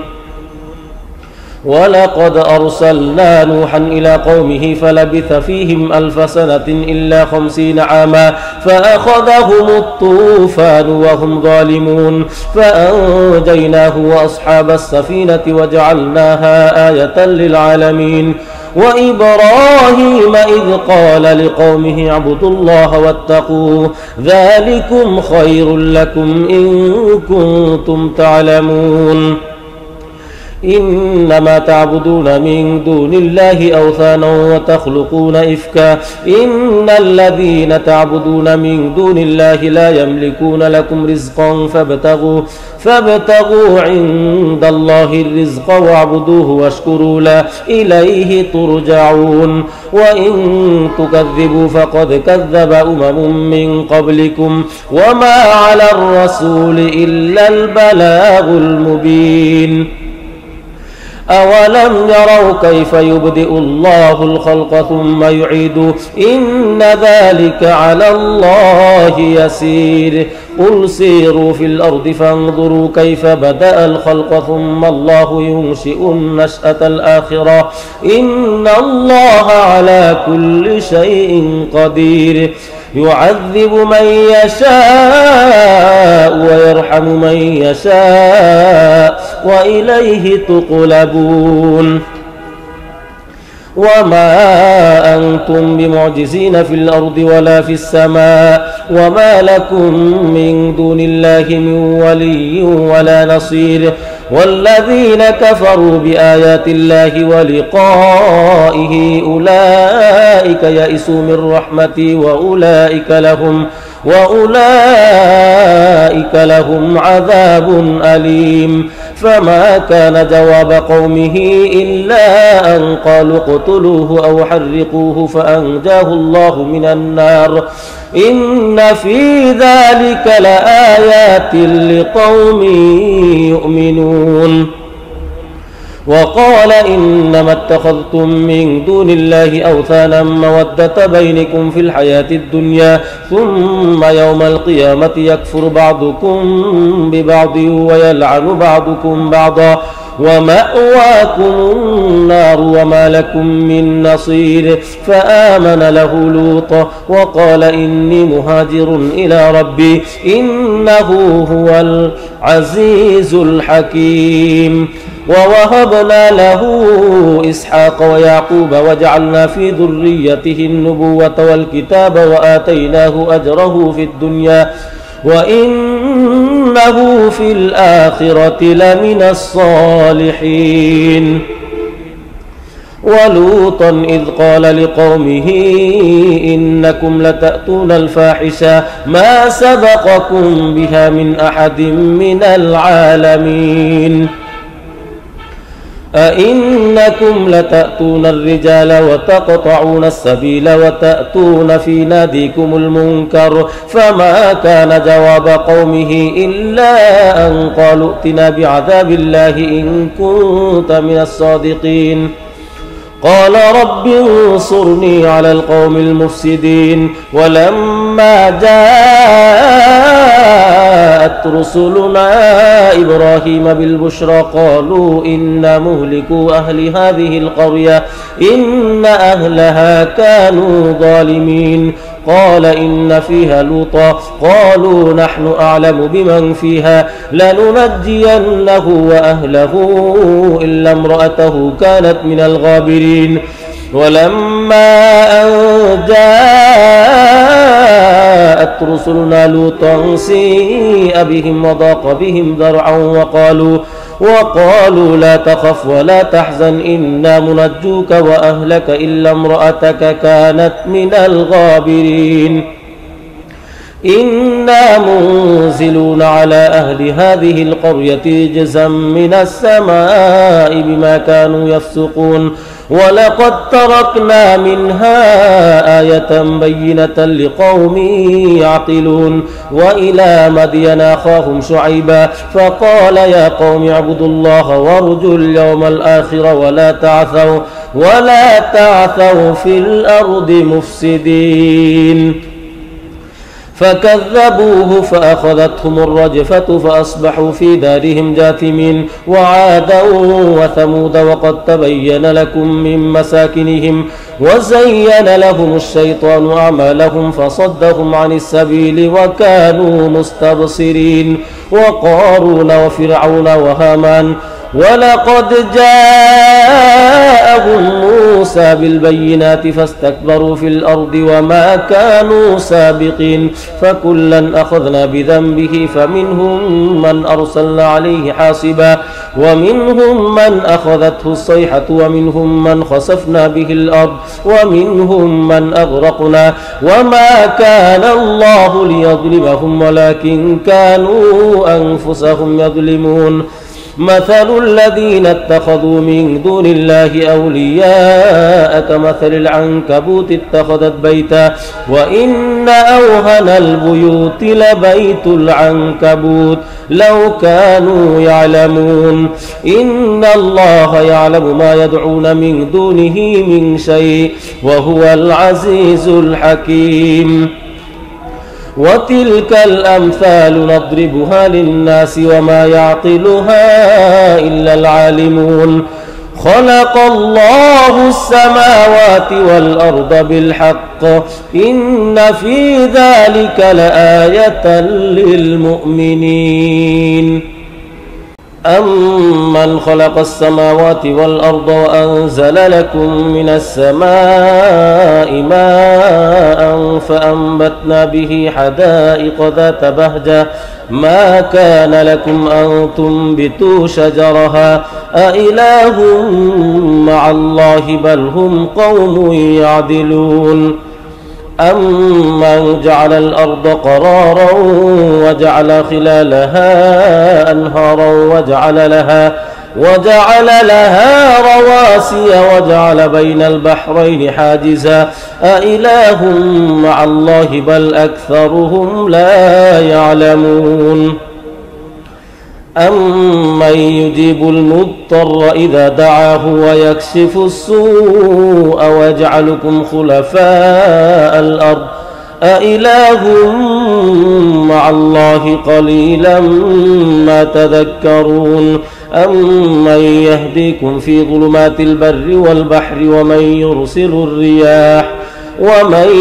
يرسل الرياح بشرا بين يدي رحمته أإله مع الله تعالى الله عما يشركون أمن يبدأ الخلق ثم يعيده ومن يرزقكم من السماء والأرض أإله مع الله قل هاتوا برهانكم إن كنتم صادقين قل لا يعلم من في السماوات والأرض الغيب إلا الله وما يشعرون أيان يبعثون بل ادارك علمهم في الآخرة بل هم في شك منها بل هم منها عمون وقال الذين كفروا أئذا كنا ترابا وآباؤنا أئنا لمخرجون لقد وعدنا هذا نحن وآباؤنا من قبل إن هذا إلا أساطير الأولين قل سيروا في الأرض فانظروا كيف كان عاقبة المجرمين ولا تحزن عليهم ولا تكن في ضيق مما يمكرون ويقولون متى هذا الوعد إن كنتم صادقين قل عسى أن يكون ردف لكم بعض الذي تستعجلون وإن ربك لذو فضل على الناس ولكن أكثرهم لا يشكرون وإن ربك ليعلم ما تكن صدورهم وما يعلنون وما من غائبة في السماء والأرض إلا في كتاب مبين إن هذا القرآن يقص على بني إسرائيل أكثر الذي هم فيه يختلفون وإنه لهدى ورحمة للمؤمنين إن ربك يقضي بينهم بحكمه وهو العزيز العليم فتوكل على الله إنك على الحق المبين إنك لا تسمع الموتى ولا تسمع الصم الدعاء إذا ولوا مدبرين وما أنت بهاد العمي عن ضلالتهم إن تسمع إلا من يؤمن بآياتنا فهم مسلمون وإذا وقع القول عليهم أخرجنا لهم دابة من الأرض تكلمهم أن الناس كانوا بآياتنا لا يوقنون ويوم نحشر من كل أمة فوجا ممن يكذب بآياتنا فهم يوزعون حتى إذا جاءوا قال أكذبتم بآياتي ولم تحيطوا بها علما أم ماذا كنتم تعملون ووقع القول عليهم بما ظلموا فهم لا ينطقون ألم يروا أنا جعلنا الليل ليسكنوا فيه والنهار مبصرا إن في ذلك لآيات لقوم يؤمنون ويوم ينفخ في الصور ففزع من في السماوات ومن في الأرض إلا من شاء الله وكل أتوه داخرين وترى الجبال تحسبها جامدة وهي تمر مر السحاب صنع الله الذي أتقن كل شيء إنه خبير بما تفعلون من جاء بالحسنة فله خير منها وهم من فزع يومئذ آمنون ومن جاء بالسيئة فكبت وجوههم في النار هل تجزون إلا ما كنتم تعملون إنما أمرت أن أعبد رب هذه البلدة الذي حرمها وله كل شيء وأمرت أن أكون من المسلمين وأن أتلو القرآن فمن اهتدى فإنما يهتدي لنفسه ومن ضل فقل إنما أنا من المنذرين وقل الحمد لله سيريكم آياته فتعرفونها وما ربك بغافل عما تعملون بسم الله الرحمن الرحيم طاسيم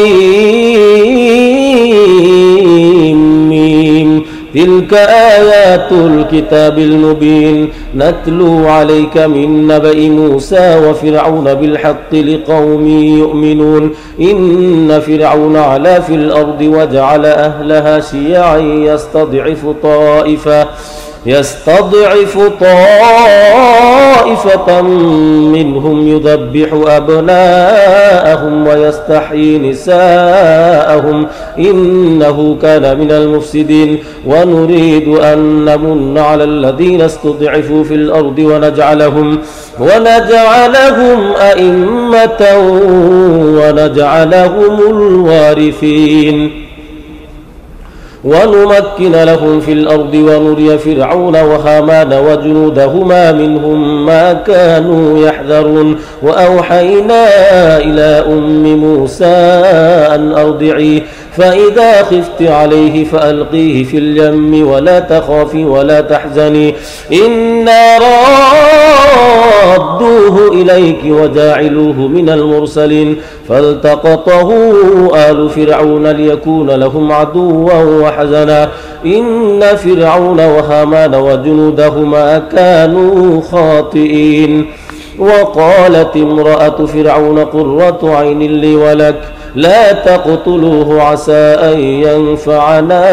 أو نتخذه ولدا وهم لا يشعرون وأصبح فؤاد أم موسى فارغا إن كادت لتبدي به لولا أن ربطنا على قلبها لتكون من المؤمنين وقالت لأخته قصيه فبصرت به عن جنب وهم لا يشعرون وحرمنا عليه المراضع من قبل فقالت هل أدلكم على أهل بيت يكفلونه لكم وهم له ناصحون فرددناه إلى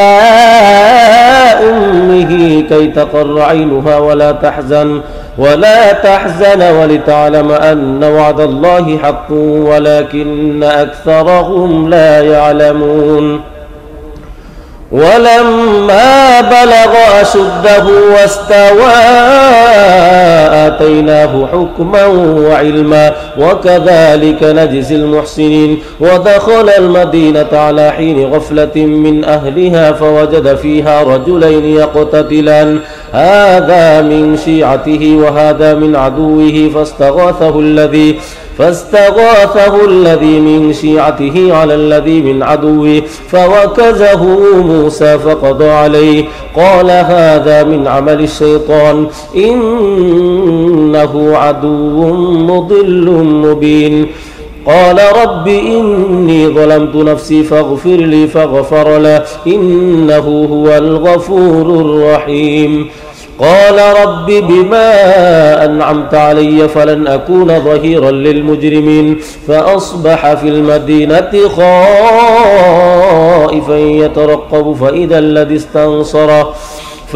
الذي استنصره بالأمس يستصرخه قال له موسى إنك لغوي مبين فلما أن أراد أن يبطش بالذي هو عدو لهما قال يا موسى أتريد أن تقتلني كما قتلت نفسا بالأمس إن تريد إلا أن تكون جبارا في الأرض وما تريد أن تكون من المصلحين وجاء رجل من أقصى المدينة يسعى قال يا موسى إن الملأ يأتمرون بك ليقتلوك فاخرج قال يا موسى إن الملأ يأتمرون بك ليقتلوك فاخرج إني لك من الناصحين فخرج منها خائفا يترقب قال رب نجني من القوم الظالمين ولما توجه تلقاء مدين قال عسى ربي أن يهديني سواء السبيل ولما ورد ماء مدين وجد عليه أمة من الناس يسقون ولما ورد ماء مدين وجد عليه أمة من الناس يسقون ووجد من دونهم امرأتين تذودان قال ما خطبكما قالتا لا نسقي حتى يصدر الرعاء وأبونا شيخ كبير فسقى لهما ثم تولى إلى الظل فقال رب إني لما أنزلت إلي من خير فقير فجاءته إحداهما تمشي على استحياء قالت إن أبي يدعوك ليجزيك أجر ما سقيت لنا فلما جاءه وقص عليه القصص قال لا تخف نجوت من القوم الظالمين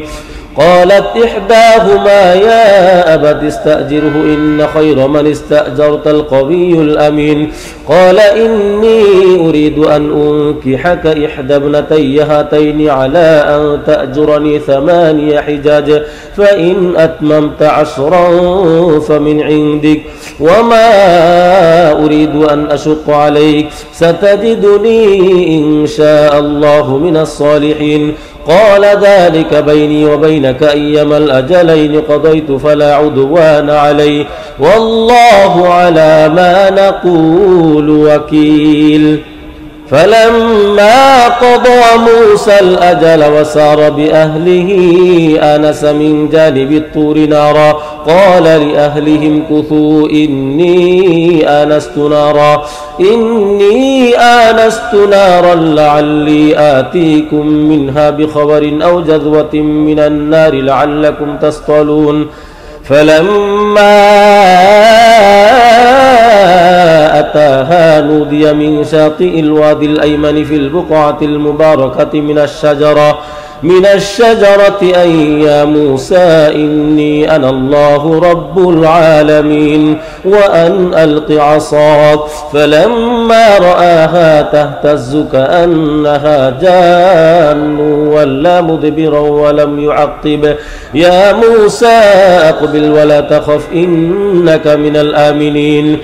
أسلك يدك في جيبك تخرج بيضاء من غير سوء واضمم إليك جناحك من الرهب فذلك برهانان من ربك إلى فرعون وملئه إنهم كانوا قوما فاسقين قال رب إني قتلت منهم نفسا فأخاف أن يقتلون وأخي هارون هو أفصح مني لسانا فأرسله معي يرد أن يصدقني إني أخاف أن يكذبون قال سنشد عضدك بأخيك ونجعل لكما سلطانا فلا يصلون إليكما بآياتنا أنتما ومن اتبعكما الغالبون فلما جاءهم موسى بآياتنا بينات قالوا ما هذا إلا سحر مفترى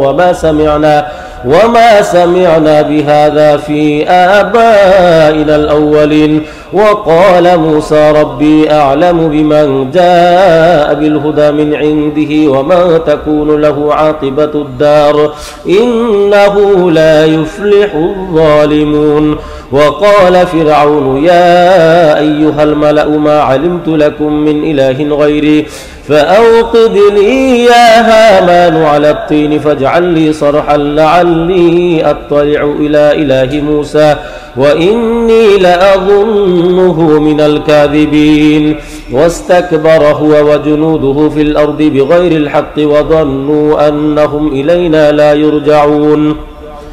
فأخذناه وجنوده فنبذناهم في اليم فانظر كيف كان عاقبة الظالمين وجعلناهم أئمة يدعون إلى النار ويوم القيامة لا ينصرون وأتبعناهم في هذه الدنيا لعنة ويوم القيامة هم من المقبوحين ولقد آتينا موسى الكتاب من بعد ما أهلكنا القرون الأولى بصائر للناس وهدى ورحمة لعلهم يتذكرون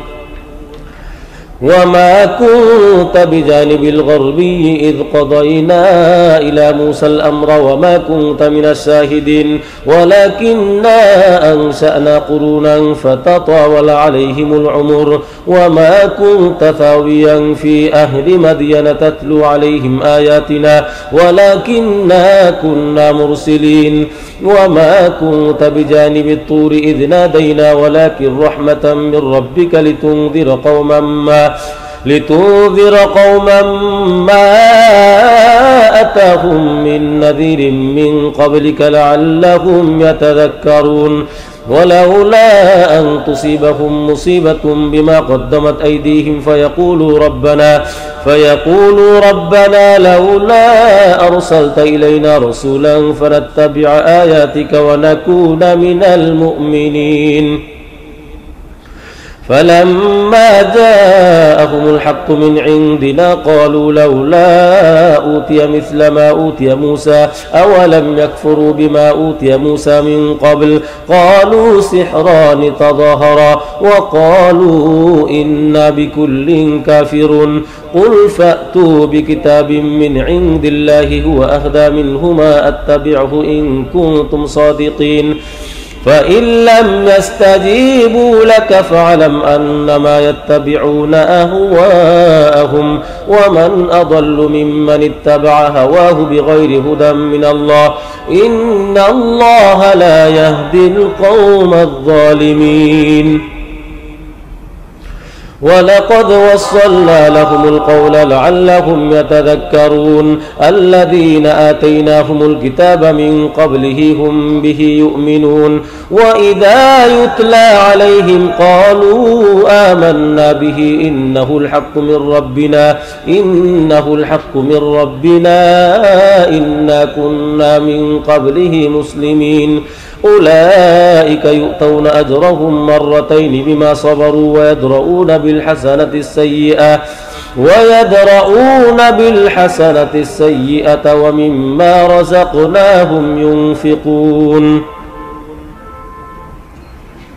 وإذا سمعوا اللغو أعرضوا عنه وقالوا لنا أعمالنا ولكم أعمالكم سلام عليكم لا نبتغي الجاهلين إنك لا تهدي من أحببت ولكن الله يهدي من يشاء وهو أعلم بالمهتدين وقالوا إن نتبع الهدى معك نتخطف من أرضنا أولم نمكن لهم حرما آمنا يجبى إليه ثمرات كل شيء رزقا من لدنا ولكن أكثرهم لا يعلمون وكم أهلكنا من قرية بطرت معيشتها فتلك مساكنهم لم تسكن من بعدهم إلا قليلا وكنا نحن الوارثين وما كان ربك مهلك القرى حتى يبعث في أمها رسولا يتلو عليهم آياتنا وما كنا مهلك القرى إلا وأهلها ظالمون وما أوتيتم من شيء فمتاع الحياة الدنيا وزينتها وما عند الله خير وأبقى أفلا تعقلون أفمن وعدناه وعدا حسنا فهو لاقيه كمن متعناه متاع الحياة الدنيا ثم هو يوم القيامة من المحضرين ويوم يناديهم فيقول أين شركائي الذين كنتم تزعمون قال الذين حق عليهم القول ربنا هؤلاء الذين أغويناهم كما غوينا تبرأنا إليك ما كانوا إيانا يعبدون وقيل ادعوا شركاءكم فدعوهم فلم يستجيبوا لهم ورأوا العذاب لو أنهم كانوا يهتدون ويوم يناديهم فيقول ماذا أجبتم المرسلين فعميت عليهم الأنباء يومئذ فهم لا يتساءلون فأما من تاب وآمن وعمل صالحا فعسى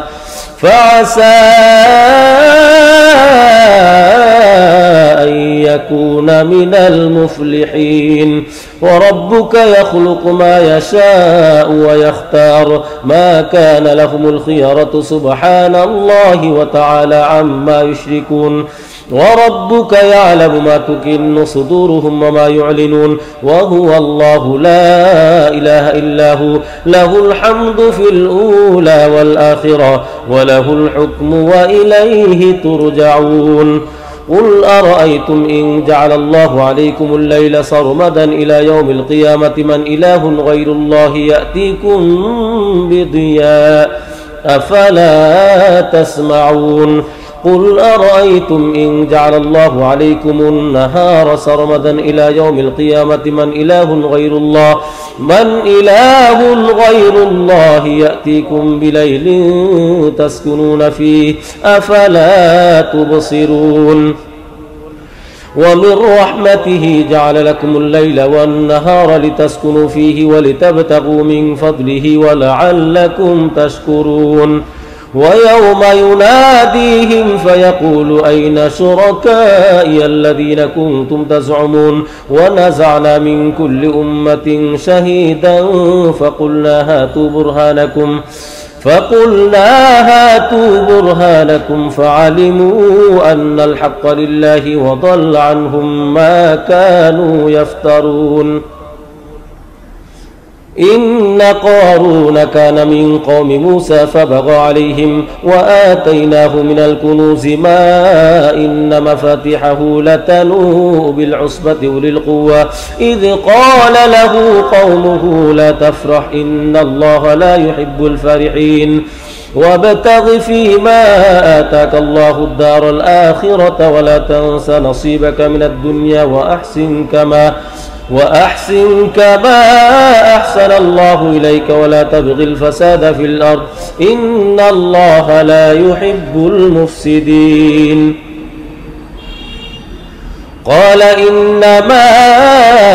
أوتيته على علم عندي أولم يعلم أن الله قد أهلك من قبله من القرون من هو أشد منه قوة وأكثر جمعا ولا يسأل عن ذنوبهم المجرمون. فخرج على قومه في زينته قال الذين يريدون الحياة الدنيا يا ليت لنا مثل ما أوتي قارون إنه لذو حظ عظيم. وقال الذين أوتوا العلم ويلكم ثواب الله خير لمن آمن وعمل صالحا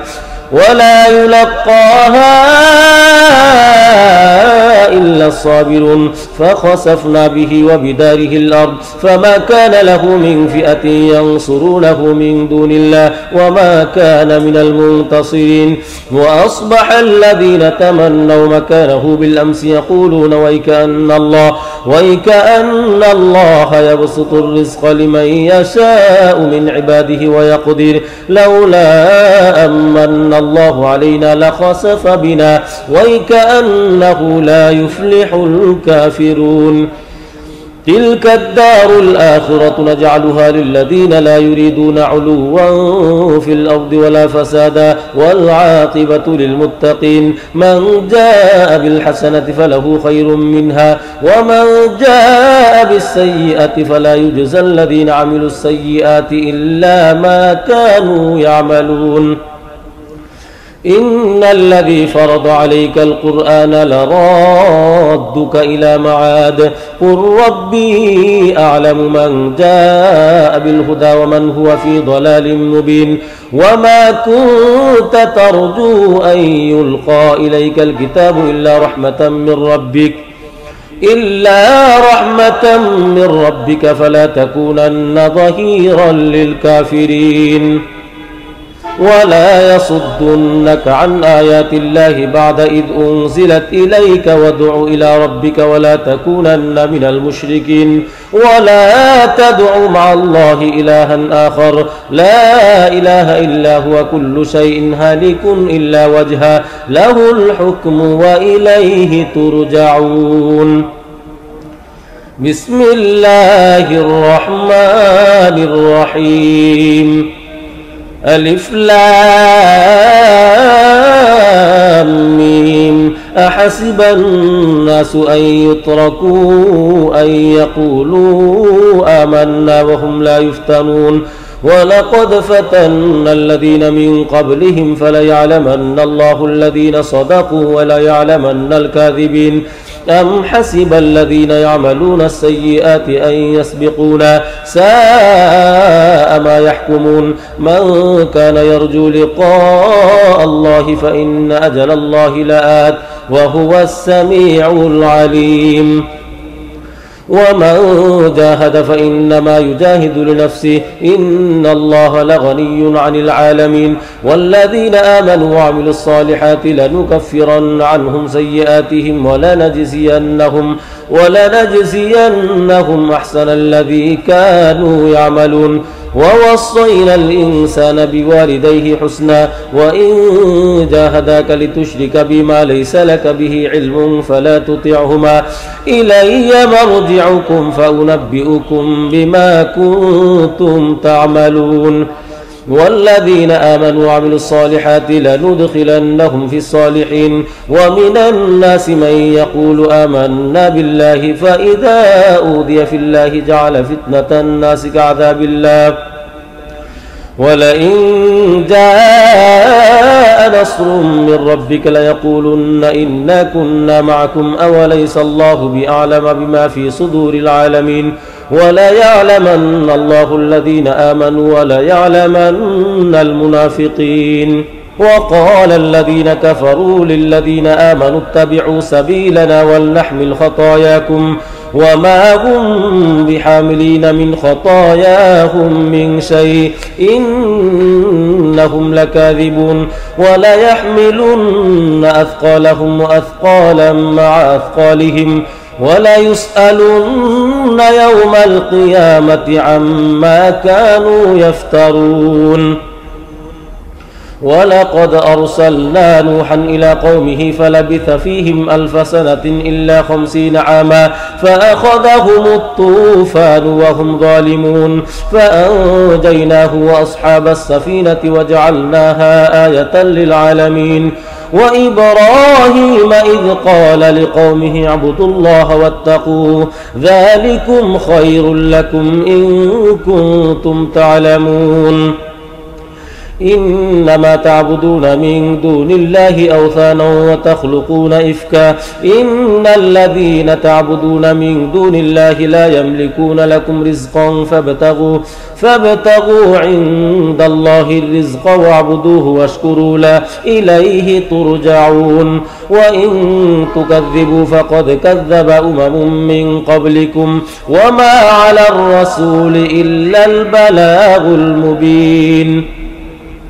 أولم يروا كيف يبدئ الله الخلق ثم يعيده إن ذلك على الله يسير قل سيروا في الأرض فانظروا كيف بدأ الخلق ثم الله ينشئ النشأة الآخرة إن الله على كل شيء قدير يعذب من يشاء ويرحم من يشاء وإليه تقلبون وما أنتم بمعجزين في الأرض ولا في السماء وما لكم من دون الله من ولي ولا نصير والذين كفروا بآيات الله ولقائه أولئك يئسوا من رحمتي وأولئك لهم عذاب أليم فما كان جواب قومه إلا أن قالوا اقتلوه أو حرقوه فأنجاه الله من النار إن في ذلك لآيات لقوم يؤمنون وقال إنما اتخذتم من دون الله أوثانا مودة بينكم في الحياة الدنيا ثم يوم القيامة يكفر بعضكم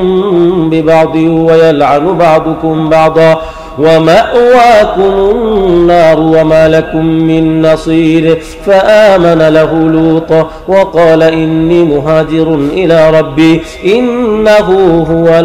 العزيز الحكيم ووهبنا له إسحاق ويعقوب وجعلنا في ذريته النبوة والكتاب وآتيناه أجره في الدنيا وإنه في الآخرة لمن الصالحين ولوطا إذ قال لقومه إنكم لتأتون الفاحشة ما سبقكم بها من أحد من العالمين أئنكم لتأتون الرجال وتقطعون السبيل وتأتون في ناديكم المنكر فما كان جواب قومه إلا أن قالوا ائتنا بعذاب الله إن كنت من الصادقين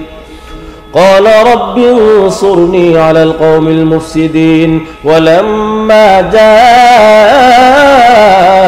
رسلنا إبراهيم بالبشرى قالوا إنا مهلكو أهل هذه القرية إن أهلها كانوا ظالمين قال إن فيها لوطا قالوا نحن أعلم بمن فيها لننجينه وأهله إلا امرأته كانت من الغابرين ولما أن جاءت رسلنا لوطا سيء بهم وضاق بهم ذرعا وقالوا لا تخف ولا تحزن إنا منجوك وأهلك إلا امرأتك كانت من الغابرين إنا منزلون على أهل هذه القرية جزءا من السماء بما كانوا يفسقون ولقد تركنا منها آية بينة لقوم يعقلون وإلى مدين أخاهم شعيبا فقال يا قوم اعبدوا الله وارجوا اليوم الآخر ولا تعثوا في الأرض مفسدين فكذبوه فأخذتهم الرجفة فأصبحوا في دارهم جاثمين وعادا وثمود وقد تبين لكم من مساكنهم وزين لهم الشيطان أعمالهم فصدهم عن السبيل وكانوا مستبصرين وقارون وفرعون وهامان ولقد جاءهم موسى بالبينات فاستكبروا في الأرض وما كانوا سابقين فكلا أخذنا بذنبه فمنهم من أرسلنا عليه حاصبا ومنهم من أخذته الصيحة ومنهم من خسفنا به الأرض ومنهم من أغرقنا وما كان الله ليظلمهم ولكن كانوا أنفسهم يظلمون مثل الذين اتخذوا من دون الله أولياء كمثل العنكبوت اتخذت بيتا وإن أوهن البيوت لبيت العنكبوت لو كانوا يعلمون إن الله يعلم ما يدعون من دونه من شيء وهو العزيز الحكيم وتلك الأمثال نضربها للناس وما يعقلها إلا العالمون خلق الله السماوات والأرض بالحق إن في ذلك لآية للمؤمنين أمن خلق السماوات والأرض وأنزل لكم من السماء ماء فأنبتنا به حدائق ذات بهجة ما كان لكم أن تنبتوا شجرها أإله مع الله بل هم قوم يعدلون أمن جعل الأرض قرارا وجعل خلالها أنهارا وجعل لها رواسي وجعل بين البحرين حاجزا أإله مع الله بل أكثرهم لا يعلمون أمن يجيب المضطر إذا دعاه ويكشف السوء ويجعلكم خلفاء الأرض أإله مع الله قليلا ما تذكرون أمن يهديكم في ظلمات البر والبحر ومن يرسل الرياح بشرا بين يدي رحمته أإله مع الله تعالى الله عما يشركون أمن يبدأ الخلق ثم يعيده ومن يرزقكم من السماء والأرض أإله مع الله قل هاتوا برهانكم إن كنتم صادقين قل لا يعلم من في السماوات والأرض الغيب إلا الله وما يشعرون أيان يبعثون بل ادارك علمهم في الآخرة بل هم في شك منها بل هم منها عمون وقال الذين كفروا أئذا كنا ترابا وآباؤنا أئنا لمخرجون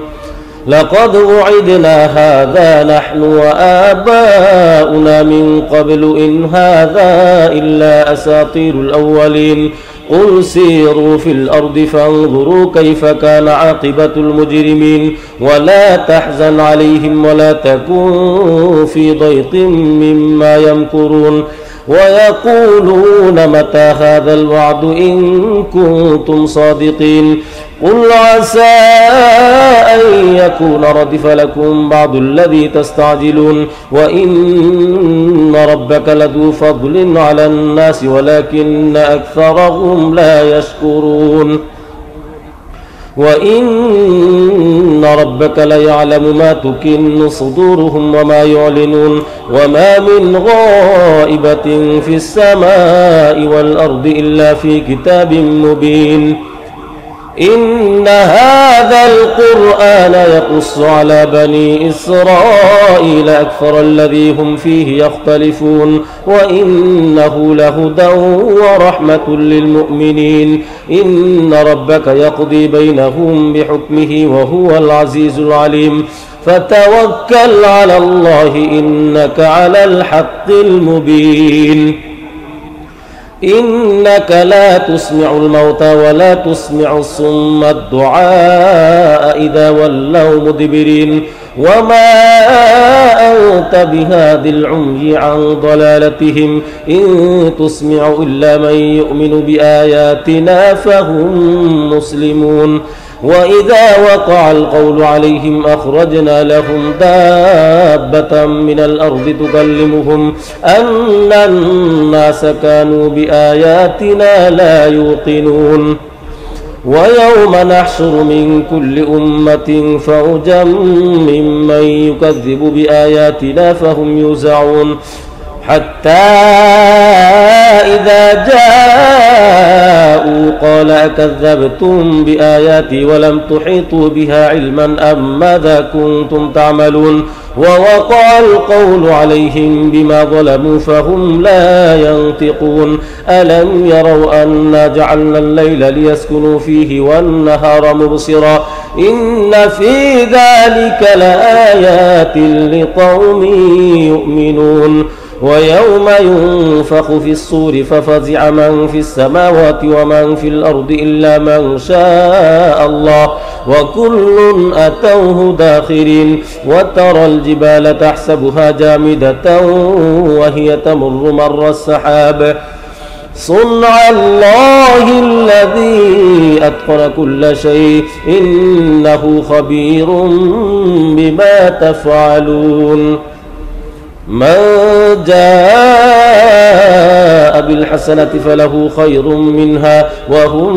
من فزع يومئذ آمنون ومن جاء بالسيئة فكبت وجوههم في النار هل تجزون إلا ما كنتم تعملون إنما أمرت أن أعبد رب هذه البلدة الذي حرمها وله كل شيء وأمرت أن أكون من المسلمين وأن أتلو القرآن فمن اهتدى فإنما يهتدي لنفسه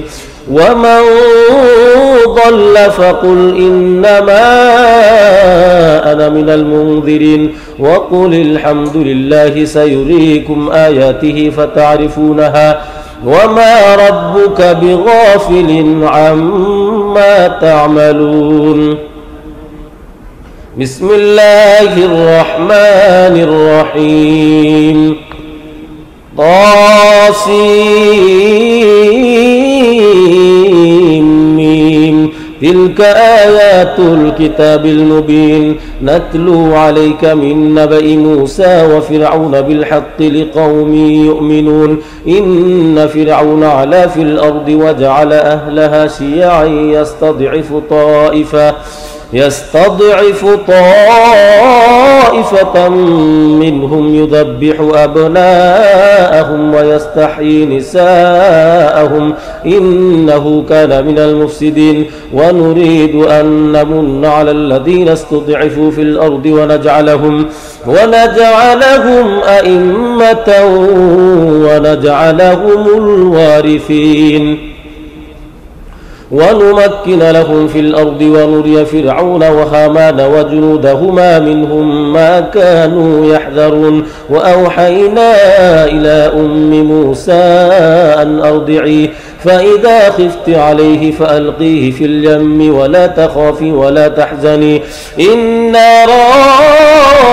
رادوه إليك وجاعلوه من المرسلين فالتقطه آل فرعون ليكون لهم عدوا وحزنا إن فرعون وهامان وجنودهما كانوا خاطئين. وقالت امرأة فرعون قرة عين لي ولك لا تقتلوه عسى أن ينفعنا أو نتخذه ولدا وهم لا يشعرون. وأصبح فؤاد أم موسى فارغا إن كادت لتبدي به لولا أن ربطنا على قلبها لتكون من المؤمنين. وقالت لأخته قصيه فبصرت به عن جنب وهم لا يشعرون. وحرمنا عليه المراضع من قبل فقالت هل أدلكم على أهل بيت يكفلونه لكم وهم له ناصحون. فرددناه إلى أمه كي تقر عينها ولا تحزن ولتعلم أن وعد الله حق ولكن أكثرهم لا يعلمون. ولما بلغ أشده واستوى آتيناه حكما وعلما وكذلك نجزي المحسنين. ودخل المدينة على حين غفلة من أهلها فوجد فيها رجلين يقتتلان هذا من شيعته وهذا من عدوه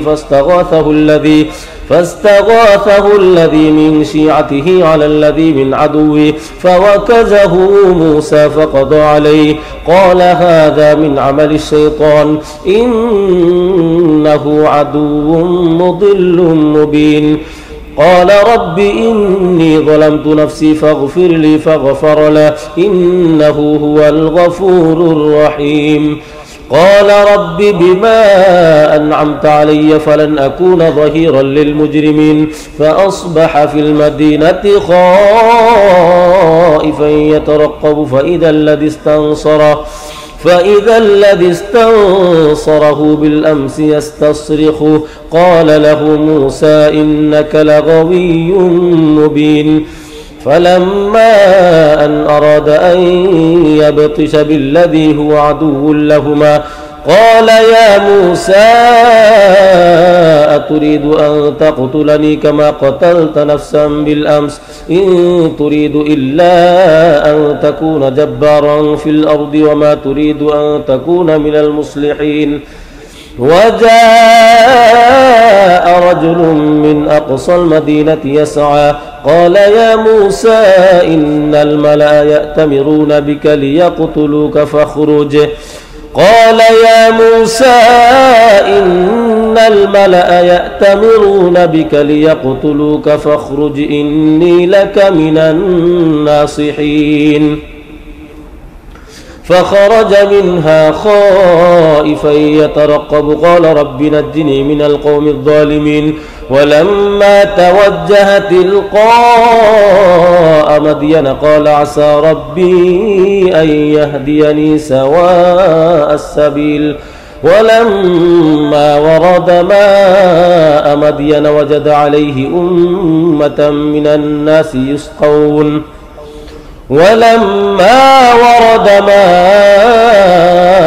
مدين وجد عليه أمة من الناس يسقون ووجد من دونهم امرأتين تذودان قال ما خطبكما قالتا لا نسقي حتى يصدر الرعاء وأبونا شيخ كبير.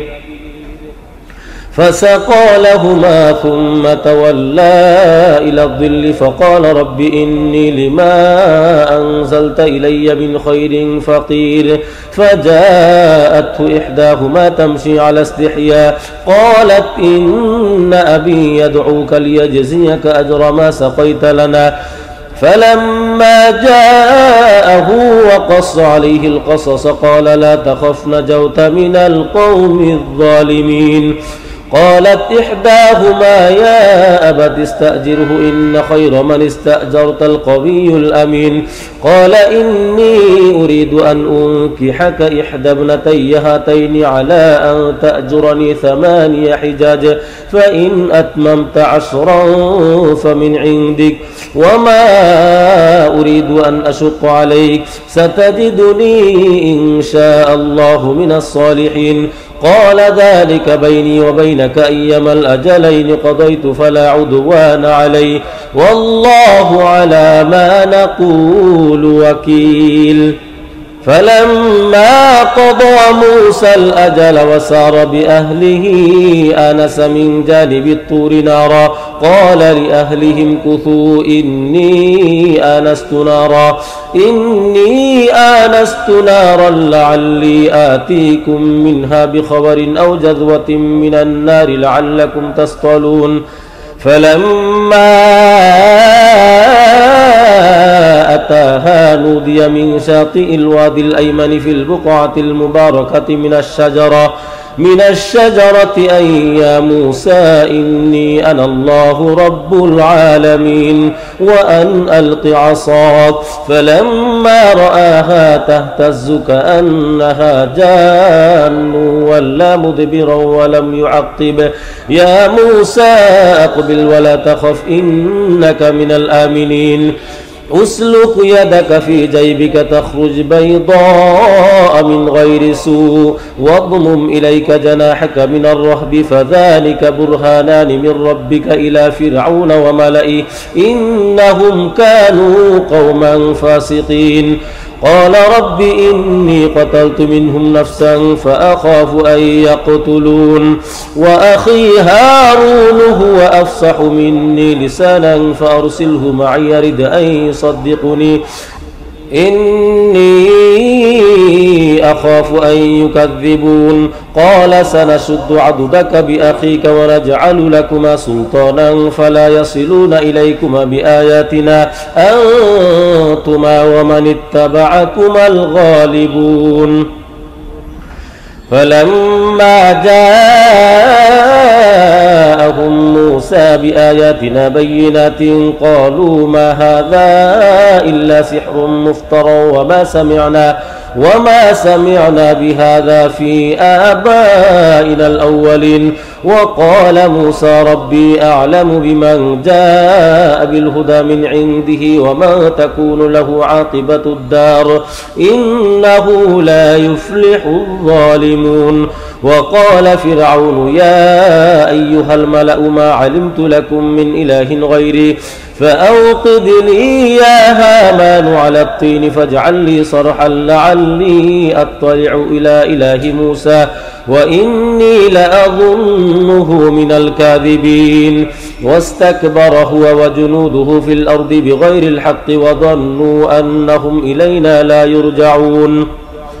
فأخذناه وجنوده فنبذناهم في اليم فانظر كيف كان عاقبة الظالمين. وجعلناهم أئمة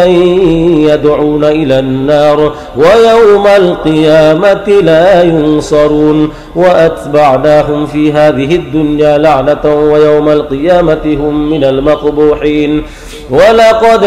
آتينا موسى الكتاب من بعد ما أهلكنا القرون الأولى بصائر للناس وهدى ورحمة لعلهم يتذكرون. وما كنت بجانب الغربي إذ قضينا إلى موسى الأمر وما كنت من الشاهدين ولكننا أنشأنا قرونا فتطاول عليهم العمر وما كنت ثاويا في أهل مدين تتلو عليهم آياتنا ولكننا كنا مرسلين. وما كنت بجانب الطور إذ نادينا ولكن رحمة من ربك لتنذر قوما ما أتاهم من نذير من قبلك لعلهم يتذكرون. ولولا أن تصيبهم مصيبة بما قدمت أيديهم فيقولوا ربنا لولا أرسلت إلينا رسولا فنتبع آياتك ونكون من المؤمنين. فلما جاءهم الحق من عندنا قالوا لولا أوتي مثل ما أوتي موسى أولم يكفروا بما أوتي موسى من قبل قالوا سحران تظاهرا وقالوا إنا بكل كافرون قل فأتوا بكتاب من عند الله هو أهدى منهما أتبعه إن كنتم صادقين فإن لم يستجيبوا لك فاعلم أنما يتبعون أهواءهم ومن أضل ممن اتبع هواه بغير هدى من الله إن الله لا يهدي القوم الظالمين.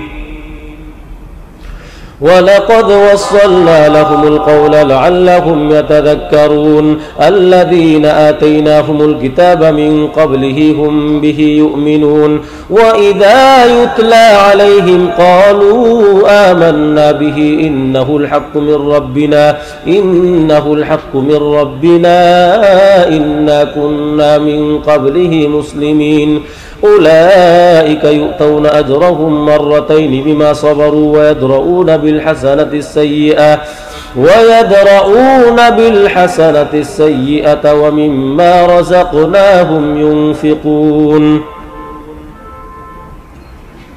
وإذا سمعوا اللغو أعرضوا عنه وقالوا لنا أعمالنا ولكم أعمالكم سلام عليكم لا نبتغي الجاهلين إنك لا تهدي من أحببت ولكن الله يهدي من يشاء وهو أعلم بالمهتدين. وقالوا إن نتبع الهدى معك نتخطف من أرضنا أولم نمكن لهم حرما آمنا يجبى إليه ثمرات كل شيء رزقا من لدنا ولكن أكثرهم لا يعلمون. وكم أهلكنا من قرية بطرت معيشتها فتلك مساكنهم لم تسكن من بعدهم إلا قليلا وكنا نحن الوارثين. وما كان ربك مهلك القرى حتى يبعث في أمها رسولا يتلو عليهم آياتنا وما كنا مهلك القرى إلا وأهلها ظالمون. وما أوتيتم من شيء فمتاع الحياة الدنيا وزينتها وما عند الله خير وأبقى أفلا تعقلون. أفمن وعدناه وعدا حسنا فهو لاقيه كمن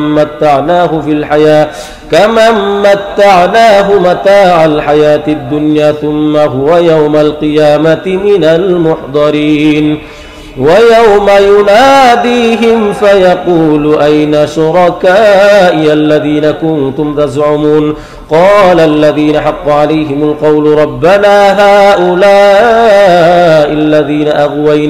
أغويناهم كما غوينا تبرأنا إليك ما كانوا إيانا يعبدون. وقيل ادعوا شركاءكم فدعوهم فلم يستجيبوا لهم ورأوا العذاب لو أنهم كانوا يهتدون. ويوم يناديهم فيقول ماذا أجبتم المرسلين فعميت عليهم الأنباء يومئذ فهم لا يتساءلون. فأما من تاب وآمن وعمل صالحا فعسى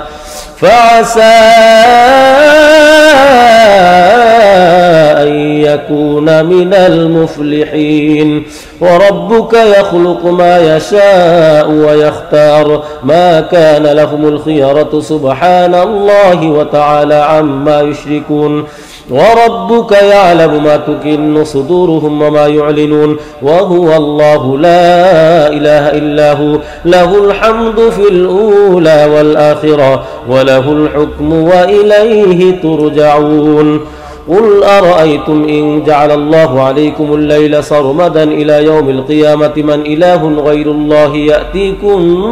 بضياء أفلا تسمعون. قل أرأيتم إن جعل الله عليكم النهار سرمدا إلى يوم القيامة من إله غير الله يأتيكم بليل تسكنون فيه أفلا تبصرون ومن رحمته جعل لكم الليل والنهار لتسكنوا فيه ولتبتغوا من فضله ولعلكم تشكرون ويوم يناديهم فيقول أين شركائي الذين كنتم تزعمون ونزعنا من كل أمة شهيدا فقلنا هاتوا برهانكم فعلموا أن الحق لله وضل عنهم ما كانوا يفترون إن قارون كان من قوم موسى فبغى عليهم وآتيناه من الكنوز ما إن مفاتحه لتنوء بالعصبة أولي القوة إذ قال له قومه لا تفرح إن الله لا يحب الفرحين وابتغ فيما آتاك الله الدار الآخرة ولا تنس نصيبك من الدنيا وأحسن كما أحسن الله إليك ولا تبغ الفساد في الأرض إن الله لا يحب المفسدين قال إنما أوتيته على علم عندي أولم يعلم أن الله قد أهلك من قبله من القرون من هو أشد منه قوة وأكثر جمعا ولا يسأل عن ذنوبهم المجرمون فخرج على قومه في زينته قال الذين يريدون الحياة الدنيا يا ليت لنا مثل ما أوتي قارون إنه لذو حظ عظيم وقال الذين أوتوا العلم ويلكم ثواب الله خير لمن آمن وعمل صالحا ولا يلقاها إلا الصابرون فخسفنا به وبداره الأرض فما كان له من فئة ينصرونه من دون الله وما كان من المنتصرين وأصبح الذين تمنوا مكانه بالأمس يقولون ويكأن الله يبسط الرزق لمن يشاء من عباده ويقدر لولا أمن الله علينا لخسف بنا ويكأنه لا يفلح الكافرون تلك الدار الآخرة نجعلها للذين لا يريدون علوا في الأرض ولا فسادا والعاقبة للمتقين من جاء بالحسنة فله خير منها ومن جاء بالسيئة فلا يجزى الذين عملوا السيئات إلا ما كانوا يعملون إن الذي فرض عليك القرآن لرادك إلى معاد قل ربي أعلم من جاء بالهدى ومن هو في ضلال مبين وما كنت ترجو أن يلقى إليك الكتاب إلا رحمة من ربك فلا تكونن ظهيرا للكافرين ولا يصدنك عن آيات الله بعد إذ أنزلت إليك وادع إلى ربك ولا تكونن من المشركين ولا تدع مع الله إلها آخر لا إله إلا هو كل شيء هالك إلا وجهه له الحكم وإليه ترجعون بسم الله الرحمن الرحيم ألف لام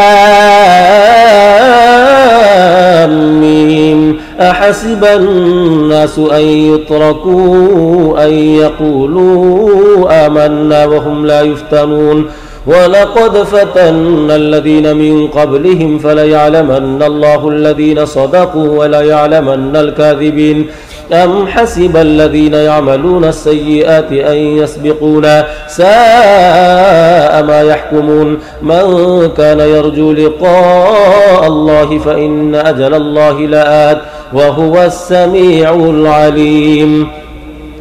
ومن جاهد فإنما يجاهد لنفسه إن الله لغني عن العالمين. والذين آمنوا وعملوا الصالحات لنكفرن عنهم سيئاتهم ولنجزينهم أحسن الذي كانوا يعملون. ووصينا الإنسان بوالديه حسنا وإن جاهداك لتشرك بما ليس لك به علم فلا تطعهما إلي مرجعكم فأنبئكم بما كنتم تعملون. والذين آمنوا وعملوا الصالحات لندخلنهم في الصالحين. ومن الناس من يقول آمنا بالله فإذا أوذي في الله جعل فتنة الناس كعذاب الله ولئن جاء نصر من ربك ليقولن إنا كنا معكم أوليس الله بأعلم بما في صدور العالمين. وليعلمن الله الذين آمنوا وليعلمن المنافقين. وقال الذين كفروا للذين آمنوا اتبعوا سبيلنا ولنحمل خطاياكم وما هم بحاملين من خطاياهم من شيء إنهم لكاذبون. وليحملن أثقالهم وأثقالا مع أثقالهم وليسألن يوم القيامة عما كانوا يفترون. ولقد أرسلنا نوحا إلى قومه فلبث فيهم 1000 سنة إلا 50 عاما فأخذهم الطوفان وهم ظالمون فأنجيناه وأصحاب السفينة وجعلناها آية للعالمين. وإبراهيم إذ قال لقومه اعبدوا الله واتقوه ذلكم خير لكم إن كنتم تعلمون. إنما تعبدون من دون الله أوثانا وتخلقون إفكا إن الذين تعبدون من دون الله لا يملكون لكم رزقا فابتغوا عند الله الرزق واعبدوه واشكروا له إليه ترجعون. وإن تكذبوا فقد كذب أمم من قبلكم وما على الرسول إلا البلاغ المبين. أولم يروا كيف يبدئ الله الخلق ثم يعيده إن ذلك على الله يسير. قل سيروا في الأرض فانظروا كيف بدأ الخلق ثم الله ينشئ النشأة الآخرة إن الله على كل شيء قدير. يعذب من يشاء ويرحم من يشاء وإليه تقلبون. وما أنتم بمعجزين في الأرض ولا في السماء وما لكم من دون الله من ولي ولا نصير. والذين كفروا بآيات الله ولقائه أولئك يئسوا من رحمتي وأولئك لهم عذاب أليم. فما كان جواب قومه إلا أن قالوا اقتلوه أو حرقوه فأنجاه الله من النار إن في ذلك لآيات لقوم يؤمنون. وقال إنما اتخذتم من دون الله أوثانا مودة بينكم في الحياة الدنيا ثم يوم القيامة يكفر بعضكم ببعض ويلعن بعضكم بعضا ومأواكم النار وما لكم من نصير. فآمن له لوط وقال إني مهاجر إلى ربي إنه هو العزيز الحكيم. ووهبنا له إسحاق ويعقوب وجعلنا في ذريته النبوة والكتاب وآتيناه أجره في الدنيا وإنه في الآخرة لمن الصالحين. ولوطا إذ قال لقومه إنكم لتأتون الفاحشة ما سبقكم بها من أحد من العالمين. أئنكم لتأتون الرجال وتقطعون السبيل وتأتون في ناديكم المنكر فما كان جواب قومه إلا أن قالوا ائتنا بعذاب الله إن كنت من الصادقين قال رب انصرني على القوم المفسدين ولما جاءت رسلنا إبراهيم بالبشرى قالوا إنا مهلكو أهل هذه القرية إن أهلها كانوا ظالمين قال إن فيها لوطا قالوا نحن أعلم بمن فيها لننجينه وأهله إلا امرأته كانت من الغابرين ولما أن جاءت رسلنا لوطا سيء بهم وضاق بهم ذرعا وقالوا لا تخف ولا تحزن إنا منجوك وأهلك إلا امرأتك كانت من الغابرين إنا منزلون على أهل هذه القرية رجزا من السماء بما كانوا يفسقون ولقد تركنا منها آية بينة لقوم يعقلون وإلى مدين أخاهم شعيبا فقال يا قوم اعبدوا الله وارجوا اليوم الآخر ولا تعثوا في الأرض مفسدين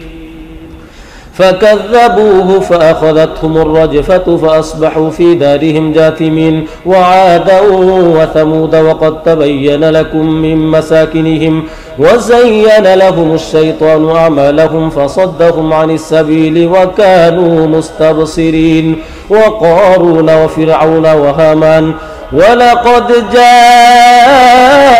موسى بالبينات فاستكبروا في الأرض وما كانوا سابقين فكلا أخذنا بذنبه فمنهم من أرسلنا عليه حاصبا ومنهم من أخذته الصيحة ومنهم من خسفنا به الأرض ومنهم من أغرقنا وما كان الله ليظلمهم ولكن كانوا أنفسهم يظلمون مثل الذين اتخذوا من دون الله أولياء كمثل العنكبوت اتخذت بيتا وإن أوهن البيوت لبيت العنكبوت لو كانوا يعلمون إن الله يعلم ما يدعون من دونه من شيء وهو العزيز الحكيم وتلك الأمثال نضربها للناس وما يعقلها إلا العالمون خلق الله السماوات والأرض بالحق إن في ذلك لآية للمؤمنين أمن خلق السماوات والأرض وأنزل لكم من السماء ماء فأنبتنا به حدائق ذات بهجة ما كان لكم أن تنبتوا شجرها أإله مع الله بل هم قوم يعدلون أمن جعل الأرض قرارا وجعل خلالها أنهارا وجعل لها رواسي وجعل بين البحرين حاجزا أإله مع الله بل أكثرهم لا يعلمون أمن يجيب المضطر إذا دعاه ويكشف السوء ويجعلكم خلفاء الأرض أإله مع الله قليلا ما تذكرون أمن يهديكم في ظلمات البر والبحر ومن يرسل الرياح بشرا بين يدي رحمته أإله مع الله تعالى الله عما يشركون أمن يبدأ الخلق ثم يعيده ومن يرزقكم من السماء والأرض أإله مع الله قل هاتوا برهانكم إن كنتم صادقين قل لا يعلم من في السماوات والأرض الغيب إلا الله وما يشعرون أيان يبعثون بل ادارك علمهم في الآخرة بل هم في شك منها بل هم منها عمون. وقال الذين كفروا أئذا كنا ترابا وآباؤنا أئنا لمخرجون لقد وعدنا هذا نحن وآباؤنا من قبل إن هذا إلا أساطير الأولين قل سيروا في الأرض فانظروا كيف كان عاقبة المجرمين ولا تحزن عليهم ولا تكن في ضيق مما يمكرون ويقولون متى هذا الوعد إن كنتم صادقين قل عسى أن يكون ردف لكم بعض الذي تستعجلون وإن ربك لذو فضل على الناس ولكن أكثرهم لا يشكرون وإن ربك ليعلم ما تكن صدورهم وما يعلنون وما من غائبة في السماء والأرض إلا في كتاب مبين. إن هذا القرآن يقص على بني إسرائيل أكثر الذي هم فيه يختلفون وإنه لهدى ورحمة للمؤمنين. إن ربك يقضي بينهم بحكمه وهو العزيز العليم. فتوكل على الله إنك على الحق المبين. إنك لا تسمع الموتى ولا تسمع الصم الدعاء إذا ولوا مدبرين وما أنت بهاد العمي عن ضلالتهم إن تسمع إلا من يؤمن بآياتنا فهم مسلمون. وإذا وقع القول عليهم أخرجنا لهم دابة من الأرض تكلمهم أن الناس كانوا بآياتنا لا يوقنون. ويوم نحشر من كل أمة فوجا ممن يكذب بآياتنا فهم يوزعون حتى إذا جاءوا قال أكذبتم بآياتي ولم تحيطوا بها علما أم ماذا كنتم تعملون. ووقع القول عليهم بما ظلموا فهم لا ينطقون. ألم يروا أنا جعلنا الليل ليسكنوا فيه والنهار مبصرا إن في ذلك لآيات لقوم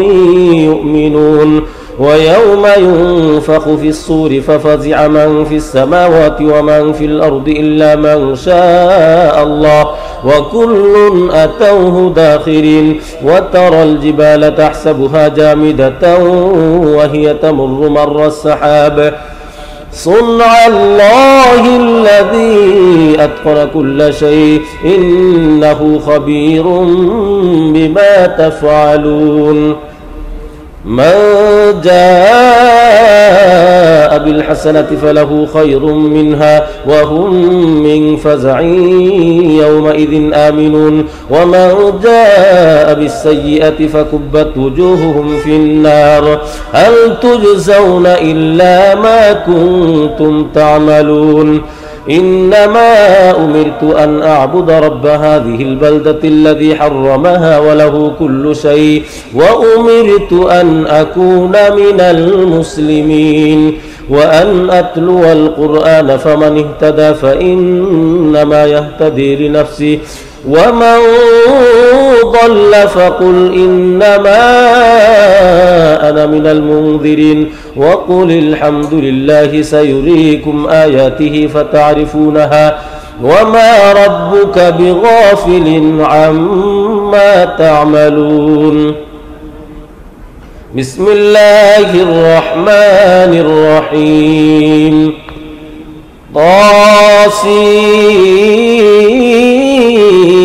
طاسيم تلك آيات الكتاب المبين نتلو عليك من نبأ موسى وفرعون بالحق لقوم يؤمنون. إن فرعون علا في الأرض وجعل أهلها شيعا يستضعف طائفة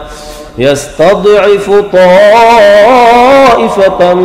منهم يذبح أبناءهم ويستحيي نساءهم إنه كان من المفسدين ونريد أن نمن على الذين استضعفوا في الأرض ونجعلهم أئمة ونجعلهم الوارثين ونمكن لهم في الأرض ونري فرعون وهامان وجنودهما منهم ما كانوا يحذرون وأوحينا إلى أم موسى أن أرضعيه فإذا خفت عليه فألقيه في اليم ولا تخافي ولا تحزني إنا رادوه إليك وجاعلوه من المرسلين فالتقطه آل فرعون ليكون لهم عدوا وحزنا إن فرعون وهامان وجنودهما كانوا خاطئين وقالت امرأة فرعون قرة عين لي ولك لا تقتلوه عسى أن ينفعنا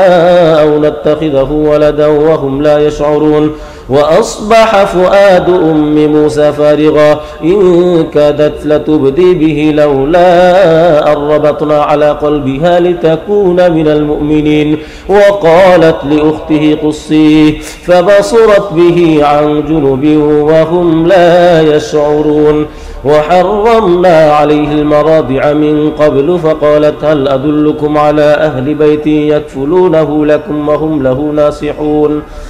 فرددناه إلى أمه كي تقر عينها ولا تحزن ولتعلم أن وعد الله حق ولكن أكثرهم لا يعلمون ولما بلغ أشده واستوى آتيناه حكما وعلما وكذلك نجزي المحسنين ودخل المدينة على حين غفلة من أهلها فوجد فيها رجلين يقتتلان هذا من شيعته وهذا من عدوه فاستغاثه الذي من شيعته على الذي من عدوه فوكزه موسى فقضى عليه قال هذا من عمل الشيطان إنه عدو مضل مبين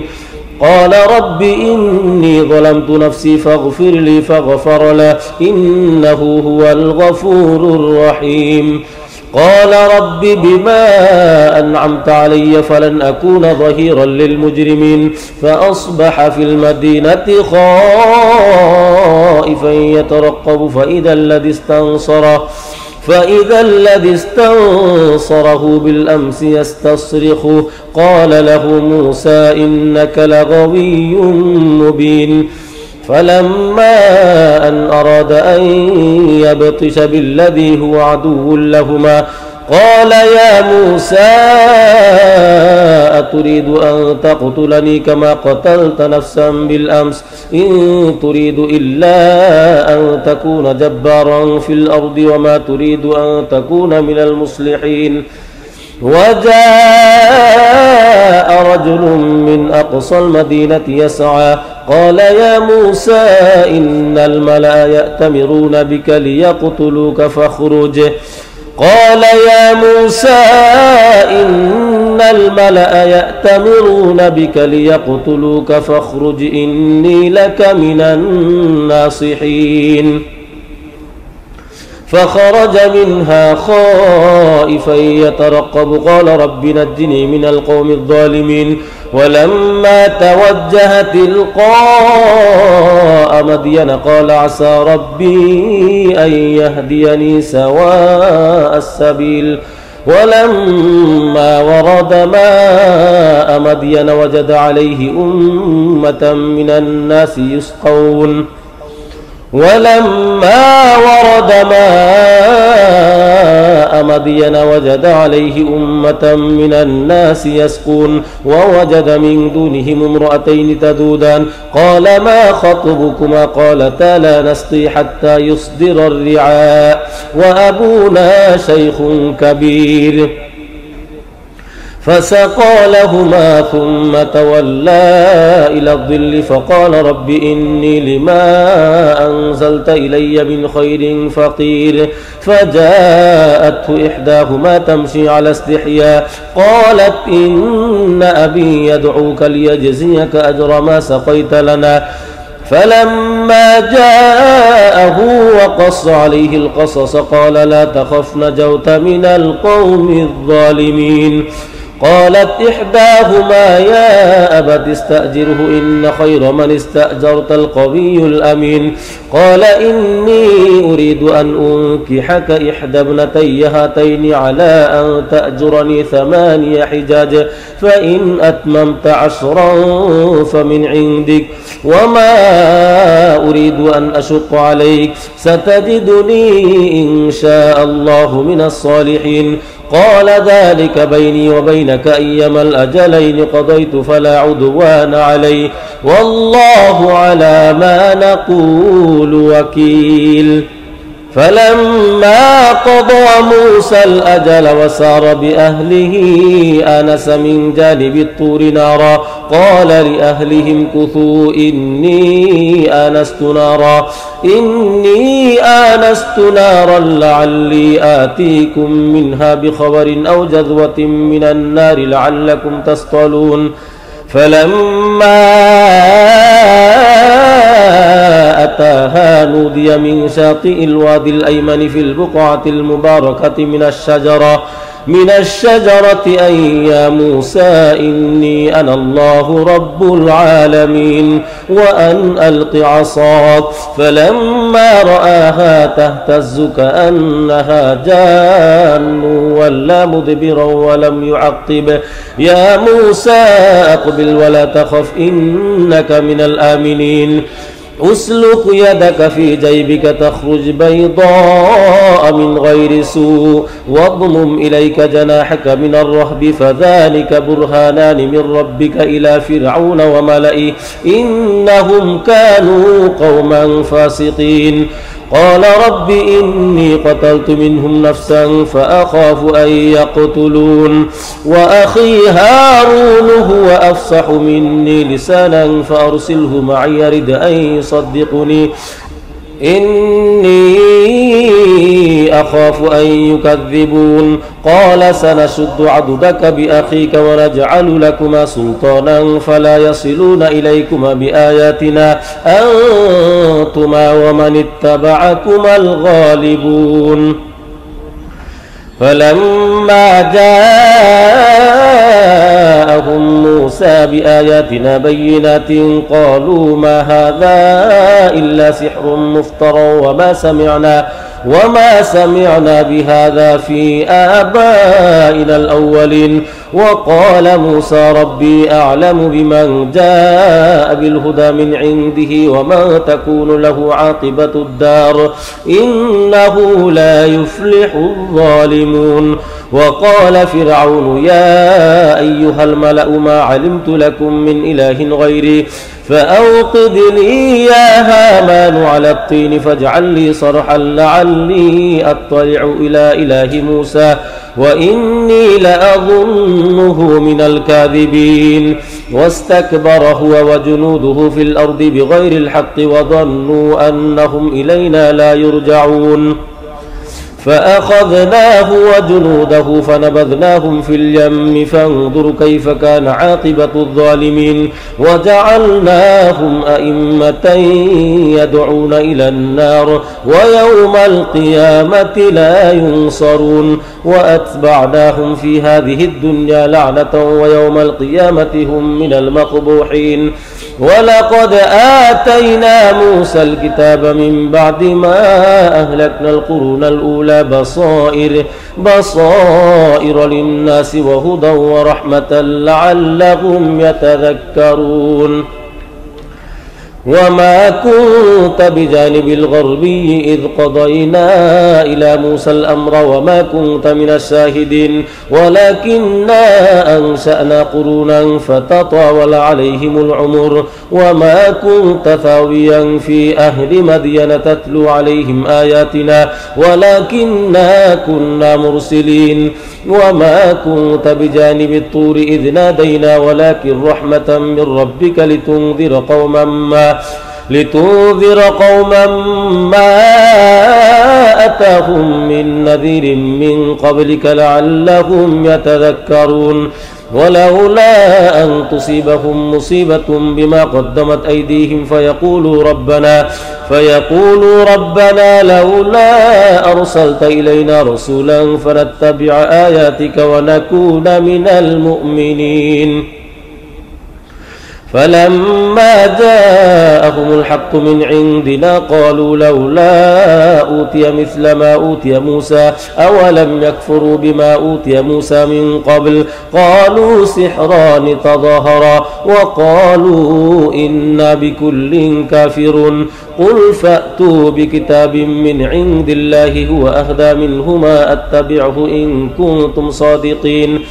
فإن لم يستجيبوا لك فاعلم أنما يتبعون أهواءهم ومن أضل ممن اتبع هواه بغير هدى من الله إن الله لا يهدي القوم الظالمين ولقد وصلنا لهم القول لعلهم يتذكرون الذين آتيناهم الكتاب من قبله هم به يؤمنون وإذا يتلى عليهم قالوا آمنا به إنه الحق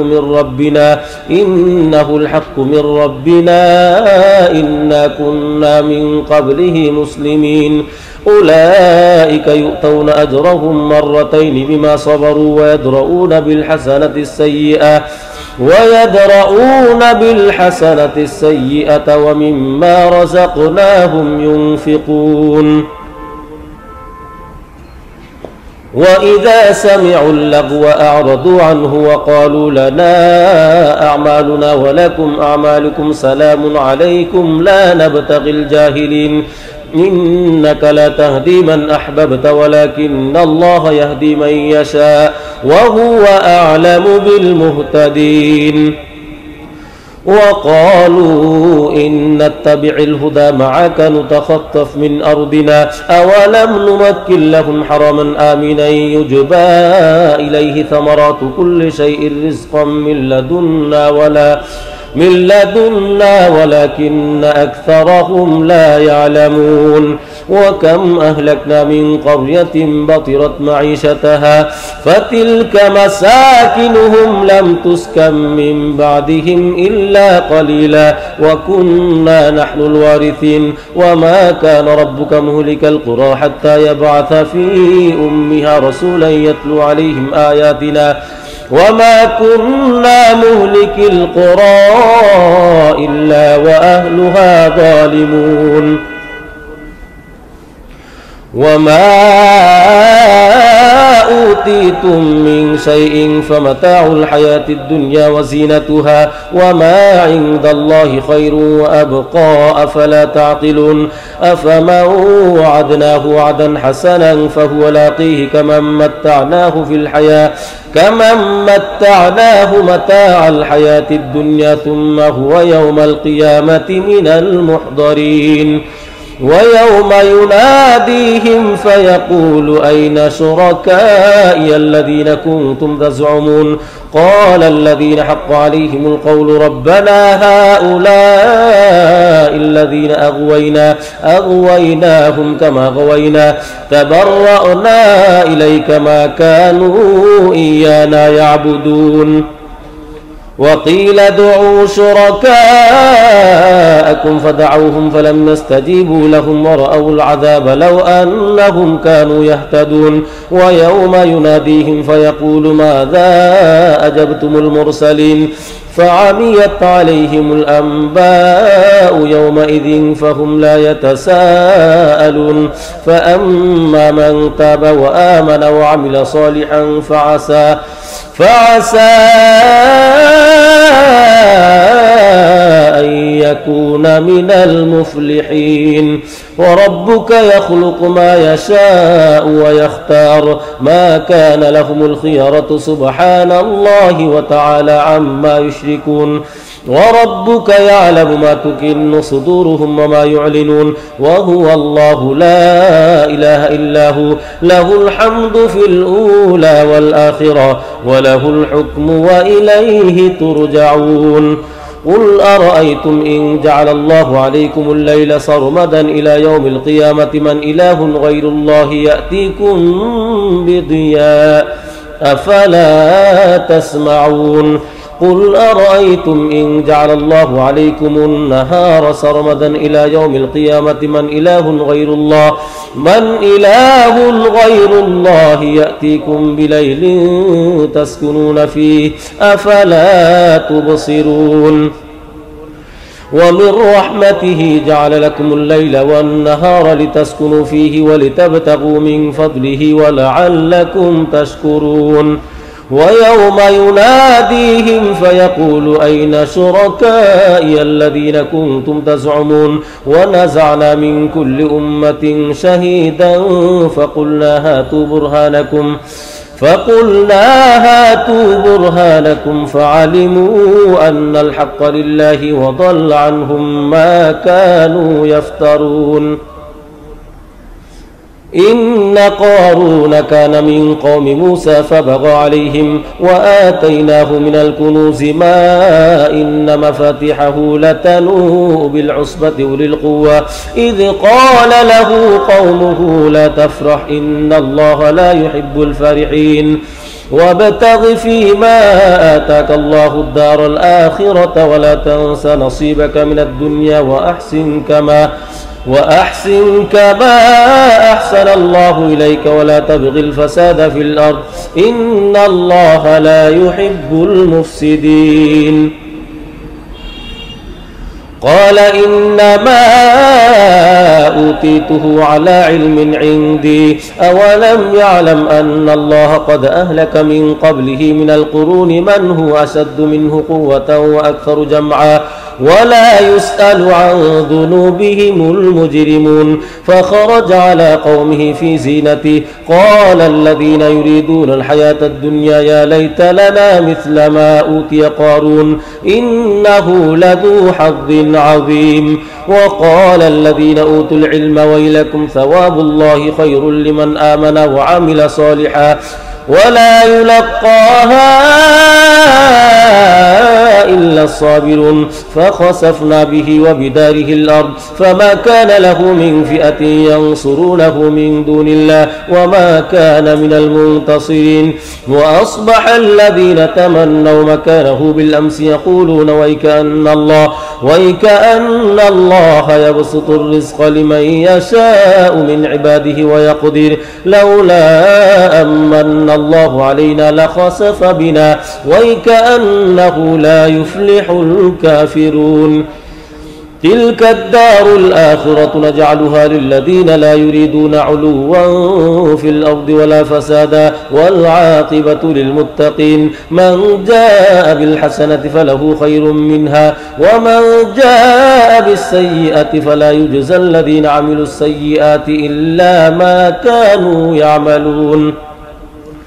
إن الذي فرض عليك القرآن لرادك إلى معاد قل ربي أعلم من جاء بالهدى ومن هو في ضلال مبين. وما كنت ترجو أن يلقى إليك الكتاب إلا رحمة من ربك فلا تكونن ظهيرا للكافرين. ولا يصدنك عن آيات الله بعد إذ أنزلت إليك وادع إلى ربك ولا تكونن من المشركين. ولا تدع مع الله إلها آخر لا إله إلا هو كل شيء هالك إلا وجهه له الحكم وإليه ترجعون. بسم الله الرحمن الرحيم.